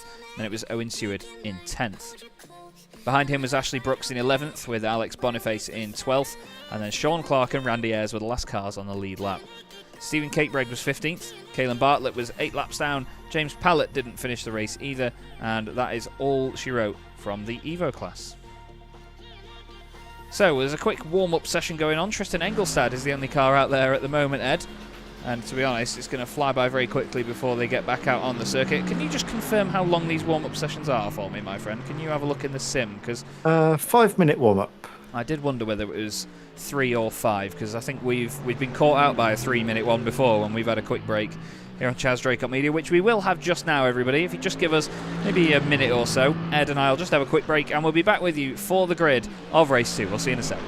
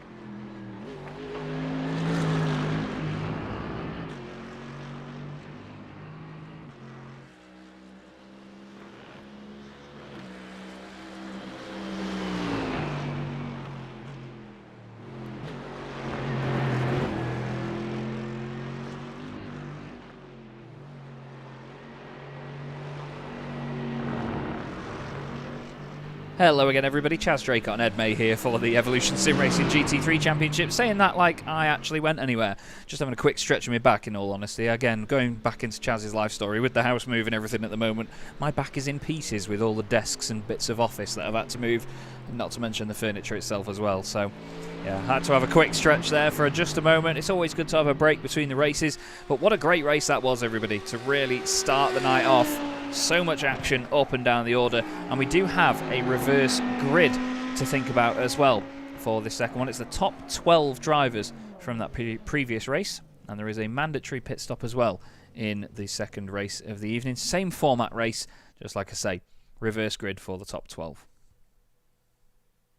So warm-up now completed, and we can give you said grid. Now they do have a long lap here to warm up, so we don't have to go flying through this one. Ian Stitchbury starts on pole position in the Mercedes with Jean Breitenbach alongside him. Thomas Pugh and Tristan Engelstad line up on row 2 with Gianni Terhar and Christophe Demay on row 3. Then it's Luke Lucchese for RDSA Esports. He's alongside Jean McLuhan, fellow Porsche driver. Then it's Paul Cowlishaw in the Lamborghini with Tristan Dinobrega for RDSA Esports with him. Then the two drivers we saw battling it out earlier on, Yannis Albert and Troy Dolinchek in 11th and 12th. And then it will be the finishing order from the first race all the way down. So Simon Cheshire, Ryan Ottens, Jacob Collier, Nathan Crook, Matt Hoyland, James Rankin, Joe Shapara, Joe Glass, Chris Keenan, Scott Kostrick, Robin Aston, Alex Fretwell, Rob Mackay, Javier Talavera, Gareth Newton, John Ludbrook, William Alcala 3, Alex Koenraerts, Danny Weir, Graham Matthew, Mehmet Berat-Akis, Dennis Kohler, Jamal Gandor, Marcel Breitenbach, Wesley Van Rens, Stephen Donnell, Owen Seward, Ashley Brooks, Alex Boniface, Sean Clark, Randy Ayres, David Ressel, Stephen Catebread, Gary Mitchell, Paul Robson, Caelan Bartlett, Hussein Sarakadesla and James Pallett. Hope you enjoyed that one, because my lungs did not. But Ian Stitchbury starts on pole position for Mercedes with the BMW alongside him, so it's two very beefy cars at the front of the pack. And we both know that these cars are considered, I'd say, safe bets in GT3 racing. Wouldn't you agree, Ed? The BMW and the Merc are both quite big, bulky cars, aren't they? So you can get away with a bit more with the engine up front as well. but I suppose you need to put a lot more work into a setup to make them feel pointy. It's a bit of a balancing act like this sort of racing, isn't it? Yeah, there is the trade-off that you do have to negotiate just because of the nature of the car, the engine at the front, with all that weight there. It doesn't like turning into corners as much as, say, the more mid-engined cars, stuff like the Lamborghini, the Audis, and the rear-engine cars like the Porsche as well. They're a little bit more well-balanced, I suppose, is the nicest way to put it. So it's going to be pointier. You can really get it to negotiate those slower speed corners a lot better. And there's quite a few of them here at Sebring, so that is, I think, where the cars have the advantage to the rest of the field. But again, they have the disadvantage of being, because they're pointier, more unstable, and I think we saw that a few times with some of the Porsches, especially getting caught out at certain areas of the circuit. Interesting to hear that Troy Dolinschek is taking the opportunity here to dip the clutch as well and really drop the revs on the warm-up lap, which, to be fair, I imagine if you go from circuit to circuit where we sometimes have a short warm-up lap and other circuits we have a full, then you have to think about saving fuel, don't you? Because there is a mandatory pit stop, so you want to be stationary for as little time as possible. It's not necessarily the case like we have in a different championship that Ed and I commentate on, where it's just that the fuel is limited. So, you know, you have to do it because the car simply won't make it all the way through. There's a bit of a check-up in the field there, and there's contact further back. Unfortunately, Danny Weir has just been hit by the Porsche just behind him. I think that was Mehmet Berat Akers, wasn't it? It's just giving him a bit of a kiss there. Paul Robson's been off the road right at the back of the field and come back on. So some of the guys getting caught out a little bit by the sudden checking up. They were quite at pace, and you can see it just starts to really slow down off in the distance. Sometimes as a driver you can be messing with your settings and all sorts and not really expect it, and yeah, a bit of contact here and there, unfortunately. Does happen though, Ed, doesn't it? I mean, especially in a field this big, it's bound to happen at some point. I'm amazed it took them this long for it to happen, and to be honest, it's been so close with these grids as tight packed as they are. It's especially with 50 cars out there at the same time. It's bound to happen sooner rather than later. Yeah, absolutely. Nothing bad about it, really. It's character building. That's what it is. Yeah. Character building indeed. So, an interesting top 12, obviously having them reversed here, Ed. Tristan Di Nobrega, Yannis Albert, Troy Dolinschek, Paul Calishaw, all coming through from the sort of lower reaches of the top 10 and just outside it. But we've seen that some of the drivers, you know, to be fair, anyone in that top 12, they're all really, really quick. So any of them could win this race, couldn't they? Really could do. It's so tricky to pick out a driver that's going to be coming out on top. But, I mean, after the performance we saw, I just can't see anyone but Troy Dolinschek coming through and winning the race. He's just got that inevitability. Well, we'll have to see if Ed's crystal ball has been well polished for the evening, as Ian Stitchbury and John Breitenbach start on the front row of the grid. It's Aura Motorsports Alpha and Barbecue Bread Racing, and round 5 of the Evolution Sim Racing GT3 Championship gets underway from Sebring, and Ian Stitchbury absolutely leaps out of the gate at the very front. It is a lovely, lovely start from him, and the two Barbecue Bread Racing cars almost go side by side through turn 1. A little bit of a kiss on the wall there by John Breitenbach by the look of it. Will stay near the front end of the order as to not kill my frame rate completely. I think it looked like there was 3 wide in the middle there as one of the RDSA Porsches goes through the middle. That is Tristan Di Nobrega trying to find a gap there. There's contact with Di Nobrega and Paul Calishaw. I thought it was Yannis Albert at first.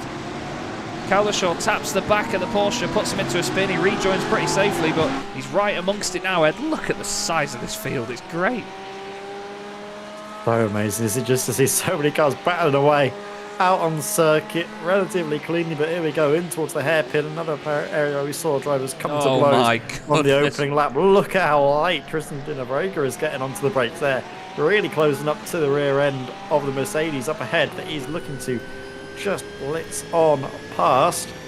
That's Stephen Donnelly that we're just seeing on the left hand side of the screen, and now vanishing off behind Porsche, potentially behind, as I think the move has been made. Yes, Tristan Di Nobrega now getting an extra position for his troubles. Well, that was the only drama at the very start of the race. That really clean start in this second race for everybody, and Ian Stitchbury will be over the moon with that start for his own benefit as well. Because, like I say, he really leapt away off the line. Dolinschek has gained 3 places already and is up to 9th. He's right behind the American driver Jean McLaren at the moment. Yannis Albert trying to get past Ottens. Whoa, a little bit of a shoulder barge there, but I don't think anything too untoward.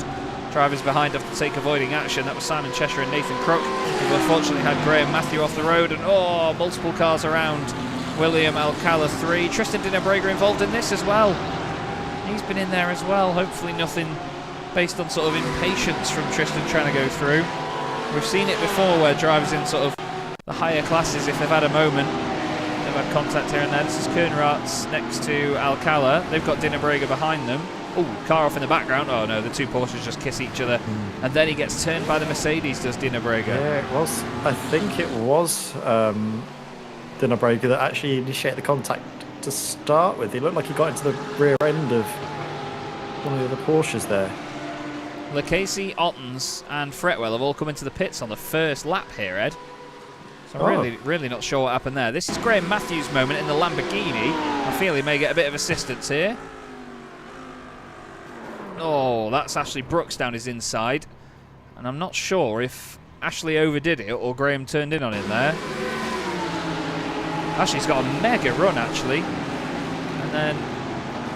oh, that's... I mean, Ashley was going a tiny bit hot, but I don't think Graham left enough room for that car to be flying that far down the inside. Marcel Breitenbach's just recovered as well, by the way, in the Ferrari.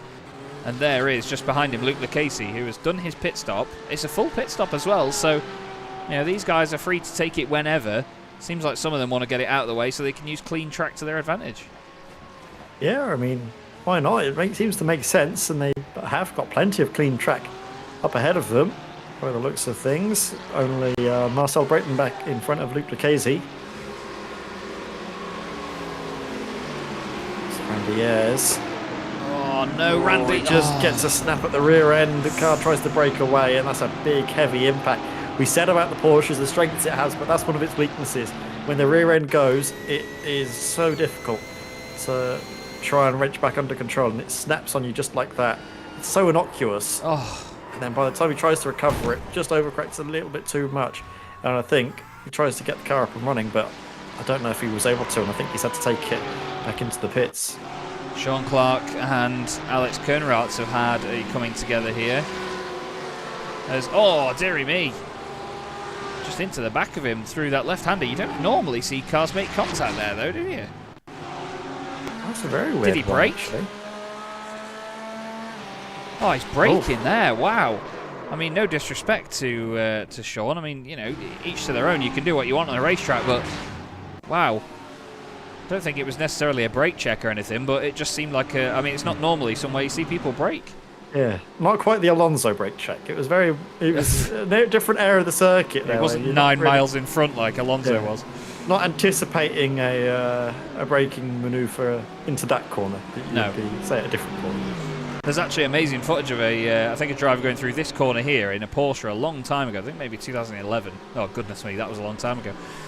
He does an amazing save as I think a Porsche Cup car in front of him hits the brakes and he has to drive around him, loses the back end. It's an incredible save. Well, yeah, Sebring certainly has those moments. Jan Stitchbury continues to lead the race, though. Jean Breitenbach second, Thomas Pugh third, then it's Christophe Demay, then Tristan Engelstad leads in the Premier class ahead of his teammate Gianni Terhar. He's got Troy Dolenchek in there as well, and it's once again Chris Keenan making the most of starting at the front of the Evo class.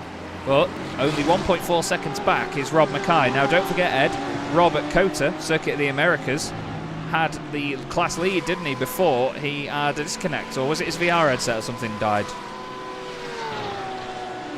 I don't know. I think it was some sort of hardware issue definitely that happened for Rob McKee. So, it could be very good for him to score some big points in that Evo class. Definitely could. The battles further up are close. This is, goodness me, Yannis Albert down the inside of Jean McLaren. Really big send by Yannis. He's also going to try and get Paul Cowlishaw as well, I think. Oh no, sorry, it's Paul Cowlishaw doing that move. I do apologise. Yannis is just ahead of these guys. It'd be good if I could read, wouldn't it? Imagine that. Dolenchek as well. It's just at the fastest lap of the race while overtaking Gianni Terhar. Stop it. It's like he's the Simon Povey of the Evolution Sim Racing GT3 Championship, as Thomas Pugh has just overtaken his teammate there. Not sure if that was part of the script, but the Lamborghini now in front of the BMW with Christophe Demay right on the tail of these guys as well. It feels like you're in a truck in the BMW compared to something like the Lamborghini, doesn't it? It's so high up. No, the camera is placed in a different place, isn't it, than it is in all the other cars, so you don't quite get the same idea of Oh, I guess the positioning of the cars as you would in other ones, as Christophe Demay is really battling with Brayton back at the moment, and I think he's going to get the better of him potentially in towards this next right-hander, but you can just hear the confidence up on the inside of Sean to be able to hold on. Great to see, though, the battling away, these two drivers, but while they do so, they're losing touch a little bit to Thomas Pugh and Johan Stitchbury. yeah, Thomas Pugh breaking away now instantly. It's almost like that was the plan, you know. Thomas was maybe a little bit quicker, and Jean has said, right, you go in front and I'll hold off this other BMW and co behind, because Troy Dolinchek is also in here as well. He's going to send it up the inside of Tristan Engelstad. Tristan knows what's good for him. Doesn't fight it too hard, but at the end of the day, he's still within his right. And you know what? Fair play to Tristan, because he just kept the car where it should be, and he doesn't want to lose time in the long run. I'm afraid Caleb Bartlett has had a drama a bit further back in the Porsche. He's down the inside. That's Danny Weir in the Audi, or what's left of the Audi. It's had a bit of a knock here and there. Kayla goes one way, then the other. The car doesn't like it, and like you said before, Ed, as soon as that Porsche gets going, it doesn't stop spinning. It really doesn't, but they're able to at least keep it out of the wall, which is the important thing to do. Is look at how much they're pushing on the exit. My God. That final corner, they're trying to find every inch of track just to maximise the exit speed. Sean Brayton back up on the inside, but look at the move from Christophe Demay. Christophe Demay trying it all the way on the outside. Still side by side now, Brayton back. Wow. I think getting it back ahead of Christophe Demay. Lost out a little bit, but now getting it back, and now look at this. Diving up the inside, catching out Christophe Demay. That's Troy Dolinchek. Good Lord, I thought he was going to smack into the side of our camera there. Dolinchek throwing it up the inside of the Porsche. And this is the thing, you know, you get these drivers that are solid, fast drivers, but you don't often get them as racy as that, do you? That's just amazing. It's really, really good to watch Troy. Saw the amount that the Porsche leaned when he was just suddenly cutting to the left-hand side of the circuit. I thought it was going to roll over. He really just stuck armfuls of lock on again. You can see he just sticks an armful of lock on to get it to dart to the outside. And recovers it brilliantly. It's so easy just to overcook it on those moments and then run away. But now he's going to have to struggle around the outside line, carrying the momentum through the speed, affording some space on the inside, and actually afforded a little bit too much. Maybe went a bit too hot. Had to slow down mid-corner, and now he's not going to lose out on one position. He could be losing out on two. Yeah, absolutely, and that's how these battles work. It's always great entertainment, though, to watch this. The thing is, Troy needs to be really careful now. He's obviously supremely confident, but at the same time, he needs to realise that some of these drivers won't just roll over and let him get away. We've got Yannis Albert in here as well in the Lamborghini, a much lower angle just because of the fact that rear view camera is the most stupidly placed thing in the world. Then again, rear views are in the same place, so fair enough. Flying down towards Sunset Bend they go. Look at Troy now trying to find a way through on the inside again of Christophe Demay just up ahead. But actually, Christophe Demay decides, sod it, I'm coming into the pits. As does Yannis Albert. Sees that there's a lot of battling going on and they don't want any part of it. Chaz, they just want to be able to come in and have a nice quiet race. But maybe it's worked slightly against Yannis Albert because he was hoping for a clearer track and he's going to have Christophe Demay just up ahead of him. Well, they're just doing what they need to do in this race. Mandatory pit stop, of course, so they have to come in at some point during the race, but you can still use that to your advantage. That's one of the best things about it. Some people tend to either fuel to later on in the race, or they really just go early. Like we saw a few drivers going on the very first lap of the race. They did everything they could to get in the pits and out of the battles. Here's Jamal Gandor with the Mercedes AMG GT, well, I was going to say 3.5. It's missing quite a lot of aero on the front end. Dennis Kohler just in front of him. Dennis is having a good run, actually. He's up 17 places outright into second place in class, and the car ahead of both of these guys is Paul Robson, CHR Motorsport, and he has gained 31 positions in this race. I think I'd be a bit gutted more than anything to have gained 31 places and still been 16th. But again, that shows you just how amazing this field is and how huge it is. You know, they've got such a great community behind this and such an awesome turnout week in, week out. Paul Robson, obviously it says on your screen he's 9th. He's 9th in class at the moment, 16th outright, with Dennis Kohler behind him, 2nd in the Evo class. Alex Boniface as well, by the way, has gained 20 places to get up to 3rd in Evo class. What a drive he's having in the Audi. Yeah, definitely, and he could be trying to get a little bit more because Dennis Kohler isn't huge distance away. He's around about 10 seconds. Actually, never mind, he is quite a big distance away. I thought it was closer because he was only a few cars away, but and the gaps are pretty big at certain areas of the field on account of some of the incidents we saw earlier on. You can see some drivers have gained a lot, other drivers have lost quite a lot as well. I think one of the biggest ones of those has to be Tristan Dina Braga, who's dropped like 20 places down into 30th. There's Jacob Collier and Simon Cheshire continue to battle away. Simon Cheshire just ahead, but what a job it's been for Jacob Collier on his debut, keeping himself out of trouble. It's a testament to his ability that we haven't really focused on him too much for any of the wrong reasons. We haven't seen too much of him, and that's a good thing, I think, on your debut, is just to be understated and flying under the radar. Yeah, definitely. He's put in a fantastic performance so far as Jacob, and he's fighting with Simon Cheshire, who's, to be fair, got a mega run out of there. It does seem like the Audi is a little bit tentative sometimes, and it does love to still spin like the earlier versions of the car did. We've got an absolute pit party going on as, Paul Robson's decided he doesn't like the positions that he's gained, and he's going to go backwards, and I think... No? He's still going, and he's disqualified. We saw that literally on Tuesday night in the Sim Racing Magazine GT4 Challenge, didn't we, Ed? Yes, Philip Hopley did it at Jerez. Phil Hopley, yes. Yeah. I was going to say Andrew Hopley, but that was my teammate. That was his dad, Philip, who had the moment. Just, again, missing his pit box and reversing to try and catch up to it, but iRacing doesn't like when you reverse out on the circuit. It allows it for a little bit for cars to recover from incidents, but if you're basically reversing for what iRacing means too long of a distance, they disqualify you from the session. Indeed. It's a big shame. Big shame. But it's one of those things, it happens. Sometimes you miss your box, and to be fair, there's a few guys that they'll have the box really early in the pit lane as well, and it's easy to get caught out by that. But yeah, you had to do quite the reversing job there. I've actually seen drivers do that before when they've been into the pits and they've not quite fulfilled the stop how they would have wanted, so they've thought, I'll just go back, stuff it, I'll just go back and get more fuel. You'll have noticed as well that the timing has gone to pot because of that, because it basically put Paul Robson at the very top of the order because he went back over the start-finish line again. It sort of somehow ticked over to think that he'd done another lap. Chris Keenan into the pits from the Evo lead. We've also got Simon Cheshire now leading the race outright here, Ed. Leading over everybody. We'll show you the overall standings. Cheshire ahead of everyone else that is currently sat in the pits. Maybe he's been able to save a bit of fuel in this opening half of the race. Yeah, potentially, or he sees himself with clear track ahead and decides to carry on for a little while longer, use it to his advantage. The car in behind him is Hussein Sarakardesler at the PTEC GP2 car. Not only sort of concerning himself with a fight for position this time, so he's got nice comfortable track space ahead and also behind, which is the important thing. Of course, in these races you don't need to be looking in your mirrors or worrying about cars ahead, just focus on the lap times, focus on managing the race, and good to see Simon in very good stead because he isn't in the midst of all of those battles.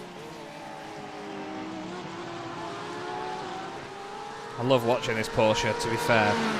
The way it moves around, it's the way the lack of how much it moves around, you know. It doesn't show the body language as much as the Porsche Cup car. Obviously a lot less downforce and aero on that machine, but it's certainly a different kettle of fish to the other GT cars because it seems so stable, because it's a lot wider than the GT3Rs used to be. You know, it's an amazing iteration of it. I love the look of it, but it just doesn't always have as exciting a body language about it, but that's not always a bad thing. I think for the drivers it's the stability that is more important than how it looks. Yes, I say a very wide looking car. It's also not the tallest thing in the world, but I think the Audi just looks so nice. Oh yeah, the Audi's beautiful, especially Jacob Collier's car. I think it's a massive shame we don't have more of the R8 GT3 Evo 2s, to be fair. They are a lovely looking race car, but this is why we love GT3 racing though. You do get a great variation in the machines, and modern day GT3 cars are a treat. It's actually the beginning of the British GT Championship on Monday at Alton Park, on Easter Monday, whatever it's called, Bank Holiday Monday. And I'm going to be there in strength, loving life. It's still quite local to me, Alton Park. It's only about I'd say maybe 40 minutes now from where I currently live with this new abode, but it doesn't feel like 40 minutes when you drive there. Maybe because I'm hyper excited to get there. You never know. Still, looking at the order then, it's Stitchbury leading Lucchese, Dolinchek and Albert in the elite class. Then Gianni Terhar continues to lead in the Premier class from his teammate Tristan Engelstad. They are right together on circuit as there's a move down the inside there by Paul Cowlishaw. It's Simon Cheshire in third place in the Premier class ahead of Hoyland and then Nathan Crook. And then in the Evo class, once again, much like it was in race 1, it is Chris Keenan ahead of Newton and then Mackay. Van Ren's up into 4th place, so he's having a good recovery drive at the moment. And then Ludbrook in 5th position. It's a real shame for Wesley Van Ren's actually what happened earlier, Ed. But he had a 15-point lead coming into this over Russell Jakes, and Russell is, well, nowhere to be seen this evening by the look of it, so it's quite a sort of free pass for Wesley Van Ren's. He's actually got to worry about Newton, who's 2nd in class, but he's not going to gain too many points on him if it stays like this. Yeah, shouldn't have to worry too much at this moment in time. Never know though, the race can suddenly be turned on its head if there is an incident, so just need to be nice and careful and calm about things. Just as well, seeing what the gap is with Ian Stitchbury and Troy Dolinchek, who is now into 3rd place, and it's only 1.5 seconds. 1.5 seconds over 12 laps. Sure, if Ian can hold that for that long. Nothing against Ian, of course, but it's more just the case of Troy's just immense pace that he's shown all race long. But let's not forget Yannis Albert. He's waiting in the wings, so if we see some struggles, then Yannis will be there to pounce. There's been a bit of a moment here for Ashley Brooks. He's got the Ferrari in front of him. Oh no! Ashley, sunshine. Oh goodness me, the Ferrari. Oh! Well, we know whose on board we're going to be looking at for that one. Goodness me. That was James Pallett that Ashley Brooks, no offence mate, just drove into. He just hit the left rear corner of the Ferrari. I don't think he quite knew how wide the car was. You see the contact there. The two of them, they'll shoot off over to the left, but watch this. It's always a very scary sight to have the car come across, but yeah, unfortunately Ashley just, I mean, he got a great run on the Ferrari, because look, there's a little kiss there between the Ferrari and the Audi that was just ahead. I think that was Danny Weir. And then all of a sudden, Ash, to be fair, he goes for the gap, but that initial contact, it just unsettles the Ferrari and drags it towards him. It's very dramatic looking, the way that the 296 shoots off the circuit. But that will not have done their pride very much good. I don't think it would have done, unfortunately. Again, that gap has really closed down now, hasn't it, Luke Lucchese, to Ian Stitchbury. And Ian, again, you can see the difference that Porsche has on the exit compared to the Mercedes. With all the grunt that it has, it struggles to apply it as efficiently as Porsche. And now, close to contact. I think there was the slightest touch which actually unsettled Luke Lucchese a bit, and that's why Ian hold on to that lead of the race. Now, is Troy Dolinchek going to fancy a move on his teammate, because you can see they are very close together. In fact, actually, is Luke Lucchese potentially letting Troy past her? Are they going to battle?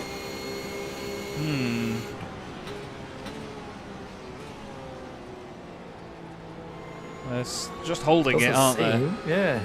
Doesn't seem like there was any attempt from Luke to let his teammate past, so I think they're going to be racing from now to the end. And that's all that Ian needs to do, is just cause these drivers to fight and battle and just back them up into one another. It was Yannis. I thought we were going to see a collision on the exit. Again, this is basically part 2 of what we saw earlier, is Yannis looking up on the inside, but credit to Troy, he's given a car's width but nothing more, so Yannis can't get on the power as early as he wants to. Yeah, that's the thing.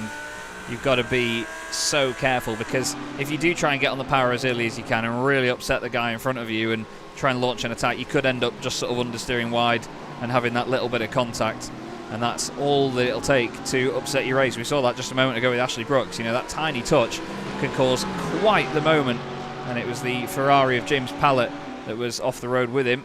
Stitchbury having to defend like mad here, but you know what? He knows that he's not as quick as these guys behind him, but he's really putting up a good fight here. He's putting that Mercedes exactly where it has to be. And the only unfortunate compounding issue for him is bringing the others into the fight. He's just getting dragged into the mix, and that's just not what you really want to do, is it? You don't want to be involved in these battles. You want to just have a nice clean race of things, which is what we see all the time for Troy. He's out in front, not having to worry about this. So now this is completely different to what he's been used to, but I'm sure he's loving it in the cockpit, battling away and relishing the ability to fight away. Ian's doing a good job holding on, you know. Got 7.5 minutes still to go. Is he going to be able to hang on for a minute and a half? He's doing a great job so far. Yep, absolutely top-notch stuff at the moment. I love this chopper view as well. It may be very loud, but to get all 4 cars in shot like that really does work. I hate those wheels, Yanis. Please change them. But those 2 Porsches in front, you can see where they're sort of compromising one another and just playing it safe. They'll be communicating with each other while all this is going on, of course. But what a great shot we have here at Sebring in the final moments of this race. This is round 5 of the championship, and look at all the road that Lucchese is using there. The thing is, Dolinshek will want to get past his teammate, I imagine, to try and take that win, but he'll be giving Lucchese a very fair shot at taking this race lead before he gets there. Certainly seems to be at the moment. Let's see if there's any other battles other than this at the moment. Looks like there could be some battling away for drama. 3rd place in the Evo class, or the Premier class rather, as what's happened there with Alex Freckwell and Jacob Collier. What a shame. We were just talking about his performance so far and having a good debut, and then in towards turn 1 it's all just going to come undone. And Ford and plenty of space on the outside, and the cars just make contact on the exit. And there's nothing really that Jacob did wrong there. He was given the space, didn't seemingly cut across the line. It was just more the Ferrari didn't anticipate that Jacob would still be on the outside. Interesting how the bodywork just popped off the back of the Ferrari almost instantly, wasn't it? But, I mean, yeah, again, I think that's one of them where... there's a sickening impact, though. But I think there was an initial touch that sort of glued them together, wasn't there? We saw it earlier. Where I don't think they were probably going to maybe get away with it. Sorry, I'll reword that. There was a chance that they could probably get away with that contact on the exit, you know, where maybe Collier just gets bumped a little bit wide and has to go over the dirt and get out the throttle. Or he could have turned the Ferrari across him. That initial contact sort of brought them closer together rather than them bouncing off each other. And unfortunately for the pair of them, it ended up being a massive, massive accident. As, Ian Stitchbury's nearly having a massive accident here with Luke Lucchese. Look how close the Porsche is to the back of him. And he squeezes him to the wall on the left-hand side. There wasn't really an overlap, so that's sort of okay, I'd say. It's not like Schumacher on Barrichello at Hungaroring sort of squeezing. But look, just behind, Dolinshek's trying to line it up on his teammate here. He's saying, right, come on, mate. The clock's ticking. He's looking at his watch. He's saying, you need to get a move on here. Yannis Albert hoping for this to all go to pot in front of him. And don't count out Thomas Pugh as well. He's in 5th position in the Lamborghini behind these guys as well. You can barely tell there's 3 cars behind this guy because they are so close together. It's brilliant battling, isn't it? Ian doing all he can to hold on to the lead of the race. He'll be the first driver, not named Troy Dolinshek, to win a race this season if he's able to hang on. I like that. Shows what Troy's been able to do all season long. And no, any one of these 4 drivers, like I say, could have a chance of winning this race. Actually, even 5 drivers, because Thomas Pugh, he's just in behind Yannis and not miles away from getting in the mix of this battle. To be fair, we could ride on board here forever. It's a fantastic sound, and it's a great view as well. It's a great spectacle going on in front. The shadows are getting longer in the day here at Sebring. You can see on there, it's actually getting shorter because it's 6:15 in... Sorry, I can't read. It's 8:15 in the morning.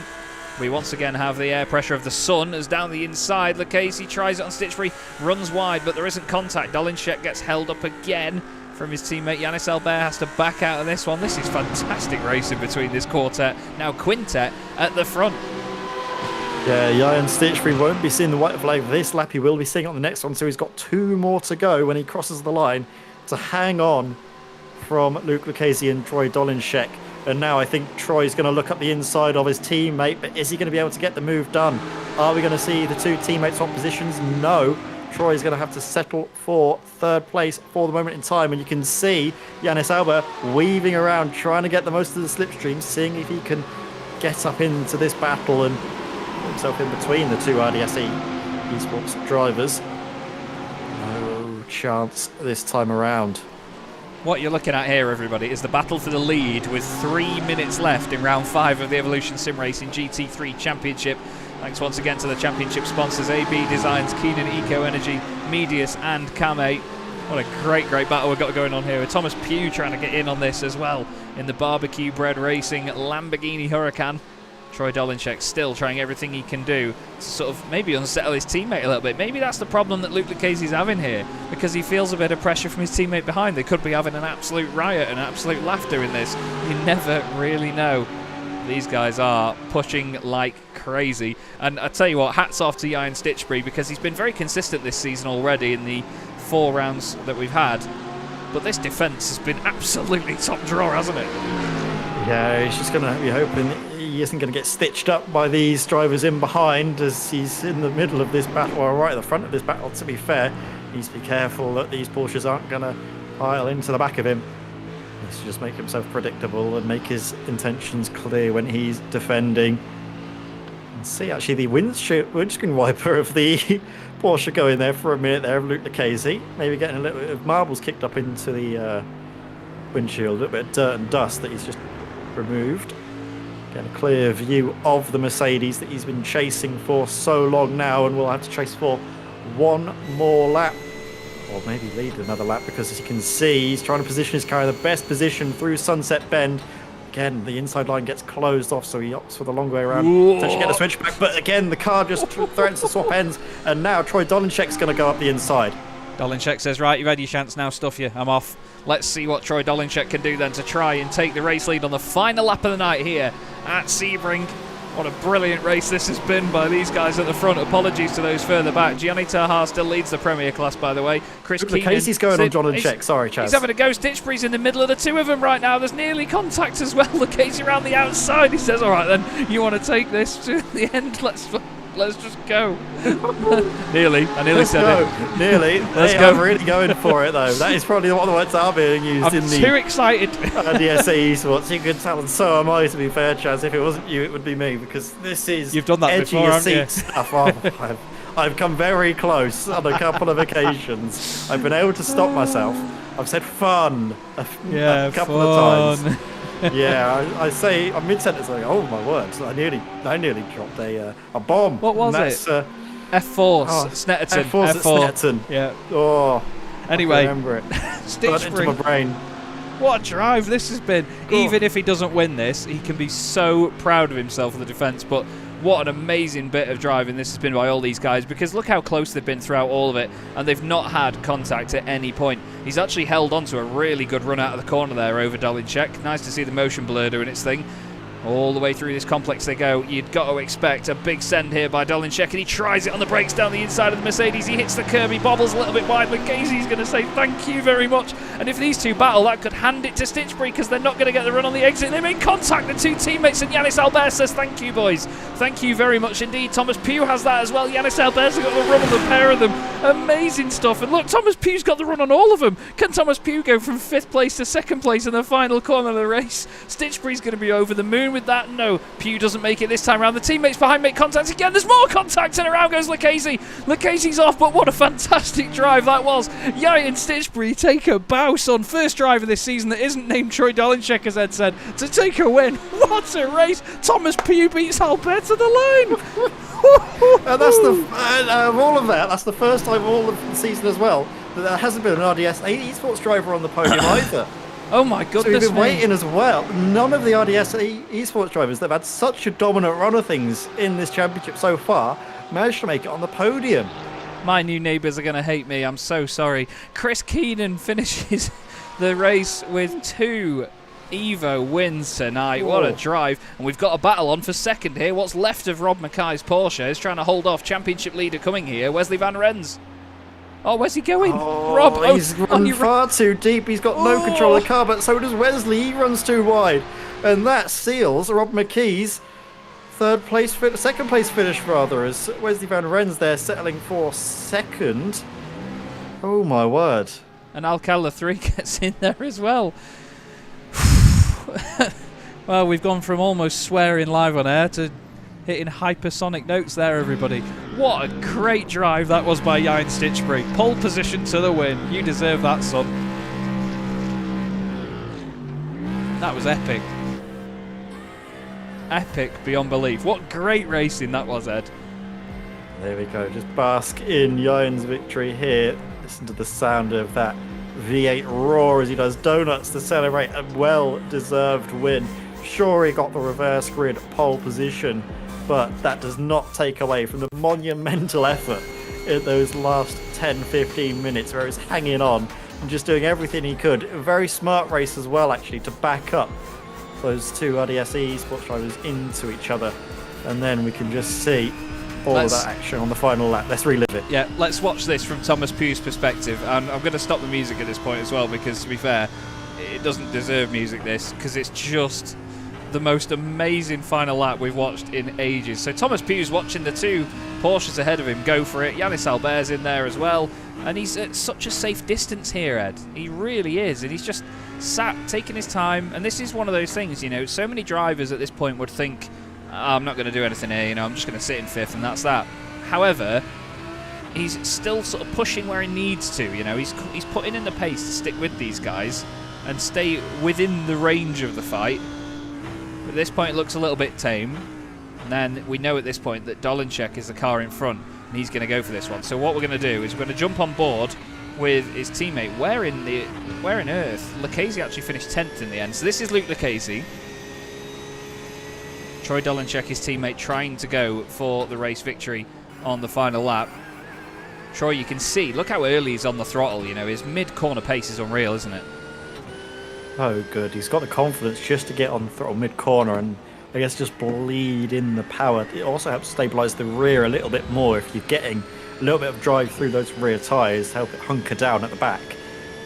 And then we can see Lucchese just in the middle of all this fight, and he can see now that his teammate has been forced into a very uncomfortable position, and I think he saw it coming from a mile off. He positions his car perfectly to take advantage, and then the two of them come to blows on the exit of the second to last corner, but then it really just explodes into the final corner, and the run that Thomas Pugh gets on all of them is brilliant, and then positions his car up onto the inside. He's going to get a little bit of a tap as well from behind.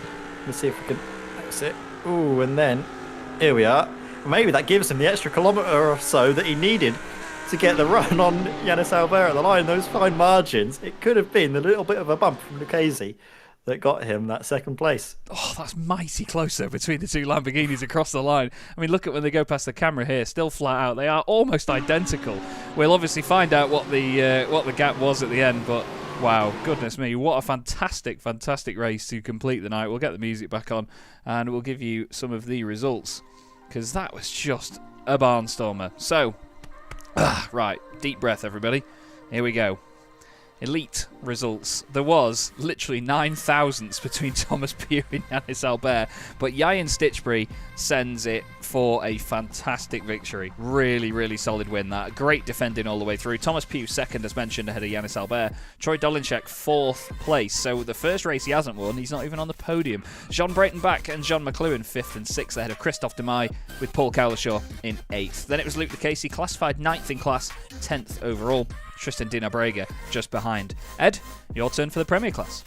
Thank you very much, Chaz. And it was, yes again, Quad Dash Racing 1-2. Gianni Tahar ahead of Tristan Engelstad for the second time tonight, with Simon Cheshire there in third. Again, scoring great points for his championship fight as well, with Matt Hoyland finishing in fourth ahead of Nathan Crook, Scott Kostrick and James Rankin in seventh. Then we come to eighth, Robin Aston, ninth, Xavier Talavera, and 10th, Joe Glass.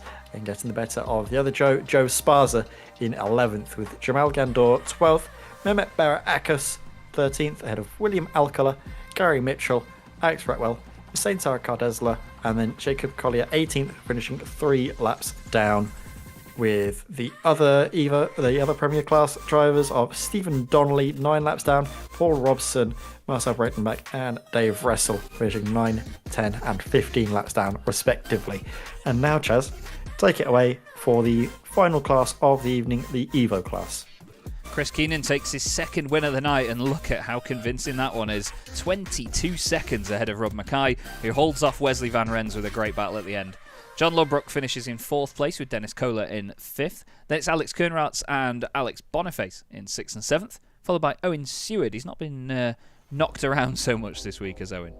Danny Weir was 9th with Gareth Newton completing the top 10. Gareth needed championship points there as well. It's a shame to see him drop a few of those. Graham Matthew was next up ahead of James Pallett 1 lap down. Sean Clark 2 laps down. Ashley Brooks 7 laps down with Caelan Bartlett 8 laps down. Randy Ayres and Stephen Cakebrad did not complete the race. Well, I don't really know where to start, to be honest, Ed. I really don't. We've hopefully got some drivers waiting for interview. We're going to see who we've got in, and it doesn't look like we've got our race winner in there, but I tell you who we do have, and that is Yannis Albert to jump in, because he was right in the thick of all that right to the end. Yannis, welcome to the box, my friend. You must be pretty happy with how that race turned out, getting that podium, but God, that was a busy final, that one, wasn't it? Yeah, I mean, I certainly didn't expect that the RDSI guys are gonna wipe each other out at the end. I think it was a bit of netcode. So yeah, I'm happy that I got the position, but I'm also sad that I mean, this could have been a win again. Like, it could have been a win, but I wasn't fighting at all because I had 10 out of 14 incident points, so I didn't want to risk a drive-through. So I just kind of chilled until I had to overtake them, and then it was kind of close with Thomas, I think. I was going to say, you and Thomas P were separated by 9 thousandths of a second over the line. It was minuscule margins. But what a fantastic night of racing, though, here at Sebring. It's often a track that people forget how narrow it is, don't they? Yeah, I mean, for example, before the Le Mans section, with the left-right or right-left curbing, it looks wide, but it's a single line, maybe max 2 people next to each other, and then it's quite close already. It's a lot of curbs, a lot of looks wide, isn't wide, single line situations there, yeah. It's quite action-filled, I think, for broadcasting. Definitely, and next time on the 4th of April we stay in the United States and go to Road America. Not much of a wider circuit, but slipstream is very, very important there, isn't it? Yeah, I think the main point is that you have to slow down the car a lot and have an early apex kind of, and then a big exit. Especially like turn 2, for example, with a big straight after, is just super important to get right. And looking at the consistency of Troy, for example, even if I was leading, I think I would be quite under pressure because he's making less mistakes than me. So. Yeah, consistency is oh so important, but it's been a good start to the season so far, hasn't it? Plenty of battles, great racing going on. You must be enjoying yourself. Yeah, I mean, I prefer being further up the field without fighting, to be honest. It's quite gutting to see like Troy and Luke pull away like 15 seconds in a race or two. So I'm not super happy, because I want to be like a competitor to the front. Obviously because I won last season, and then now Troy is here, so it's a bit difficult, but yeah, I think Europe is going to be a bit better for me, personally. Well, we look forward to seeing it. Yannis, is there anyone you'd like to give a shout out to before you go? Yeah, I guess about both RDSI guys for giving me the position, and and Troy for like insane good racecraft in race 1. Like, he set up the pass perfectly. Like, there was no way I could beat that with his consistency and his exits. So yeah, great racing. Nicely said, Yannis. Well, great to speak to you, mate. Thank you very much for jumping in, and we'll see you at Road America in a week's time. Have a good evening. Yep, see ya. Bye bye. Yannis Albert there, obviously quite the perfectionist, Ed. He's not completely happy with his results so far, but I mean, he's done a mighty fine job, hasn't he? Yeah, he's doing a great job, and I think it's probably just the disappointment of losing out on race one that sort of bled over into that second race. But still, two second place for his, or second and a third rather, still some very good points for his championship. Absolutely, and speaking of good points for a championship, we move on to our next interviewee, Chris Keenan, in the box with us. Chris, very well done tonight. 2 wins in the Evo class. That must mean a lot, especially after it being a bit of a feisty start to the season. Yeah, it was unexpected, to be honest. Done the 12 hour at the weekend, so that helps also a bit. But yeah, just got my head down. Managed to stay at a couple of incidents in front of me on race 1, and then just tried to see why I was sitting against the fast guys. Let a few through, and pick the battle, sort of thing. Just keep it going, keep it at trouble. That was going to be my question, actually. You know, there's with the 3 classes in the championship, so many cars on the circuit. Is there a lot of moments where you find yourself picking your battles, or do you tend to just sort of take each one as it comes and see what your pace is like over a lap or so and assess it?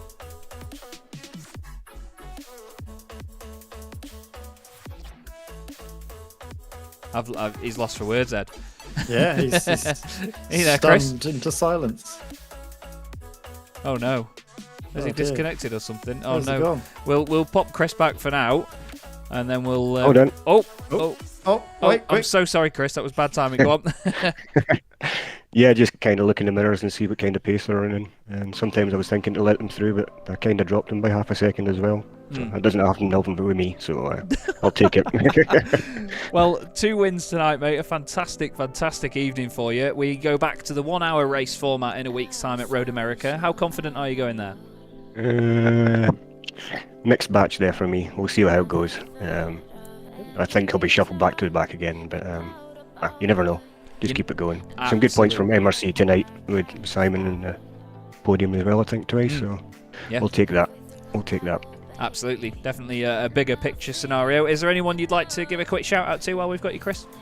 Yeah, just James, while he's on holiday. It's been a quiet week for me. He hasn't been abusing me online, so probably where the one came from. Thanks.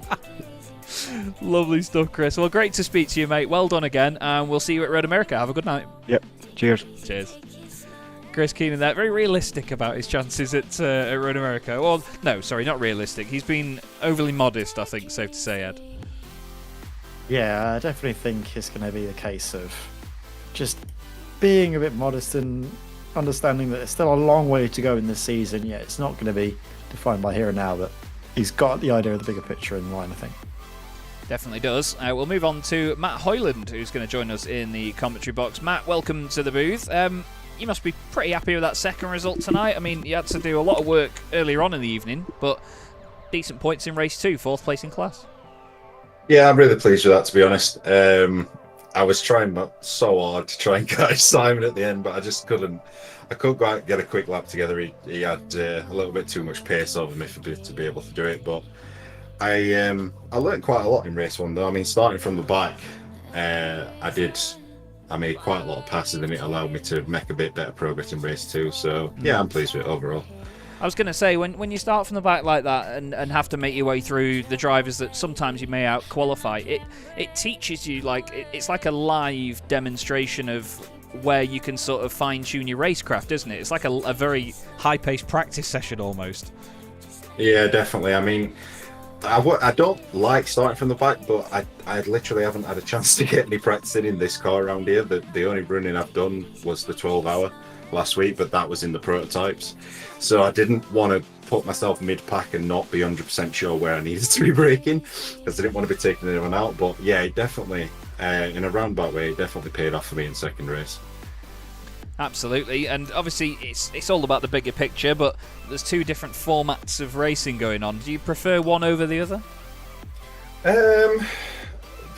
Not really particularly. I mean, I do kind of like the out-long races, but I mean, it all depends on how comfortable you're feeling with that particular track. If you're comfortable on that track with that car, then yeah, I'm sure you're going to be pretty happy to run an hour and get double points. But if not, obviously you get that second chance for chaos to unfold or make a little bit of a daring move here and there, and not have to worry about ruining your chance of any points for that evening. Yeah, very, very true. And I suppose if you do want to sort of go for a move in the first race, it changes people's mindset sometimes when they race. If there's a mistake in race 1, you have that chance to go for it again next time. Speaking of next time, we obviously go to Road America for the 1 hour race there. Are you feeling confident about that? Do you enjoy the circuit? It's not a circuit I've put many laps on at all on iRacing. I mean, I've driven it quite a few times on some old games, but it's been a long time, so I really need to try and actually make a conscious effort to get some practice in this time. But I'm sure between us, me and my teammates, we'll find a rhythm and hopefully get some more good points. Well, we look forward to seeing how you get on, Matt. Thank you very much for jumping in the box. Is there anyone you'd like to give a quick shout out to? I'll just give a quick shout out to my team, to DXT Motorsports. As always, we're always playing nice for now while we're in different classes. Obviously, shout out to Rob, he's doing really well this season, so hopefully he can keep it up and fight for that Evo title.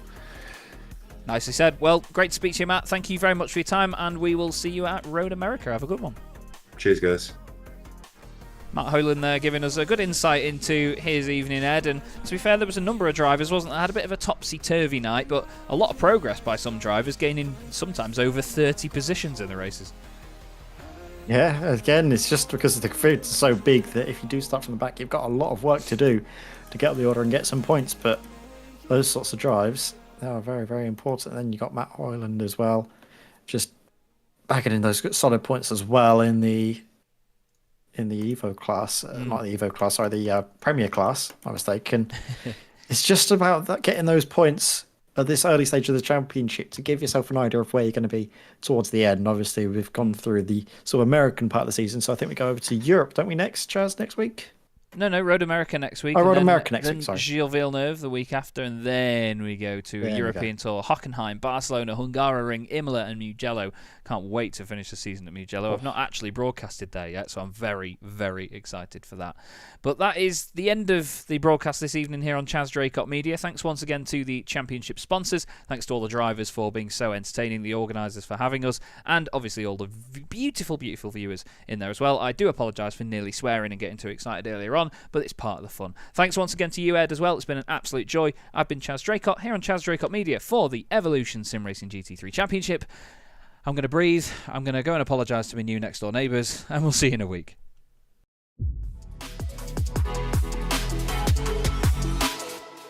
4 French drivers at the French Grand Prix trying to win this on the final lap. They're 3 wide again. Guillaume down the inside.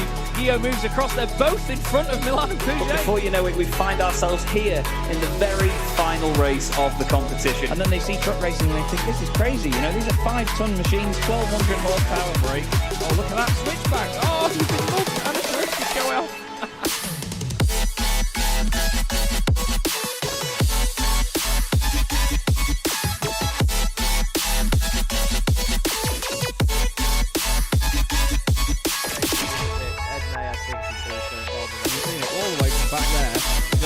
Ben Gregory now, I love this. 18.5 minutes gone. Senna Lanson tries to go for the race lead.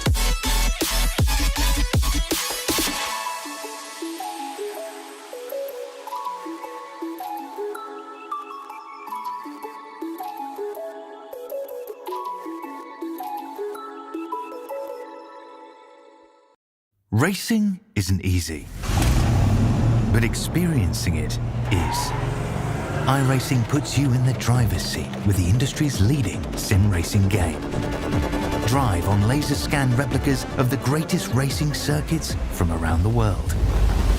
Go head-to-head against other drivers chosen by skill-based matchmaking to ensure competitive racing at every level.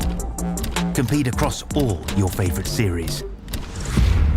In officially licensed cars, engineered to deliver the most accurate driving experience possible.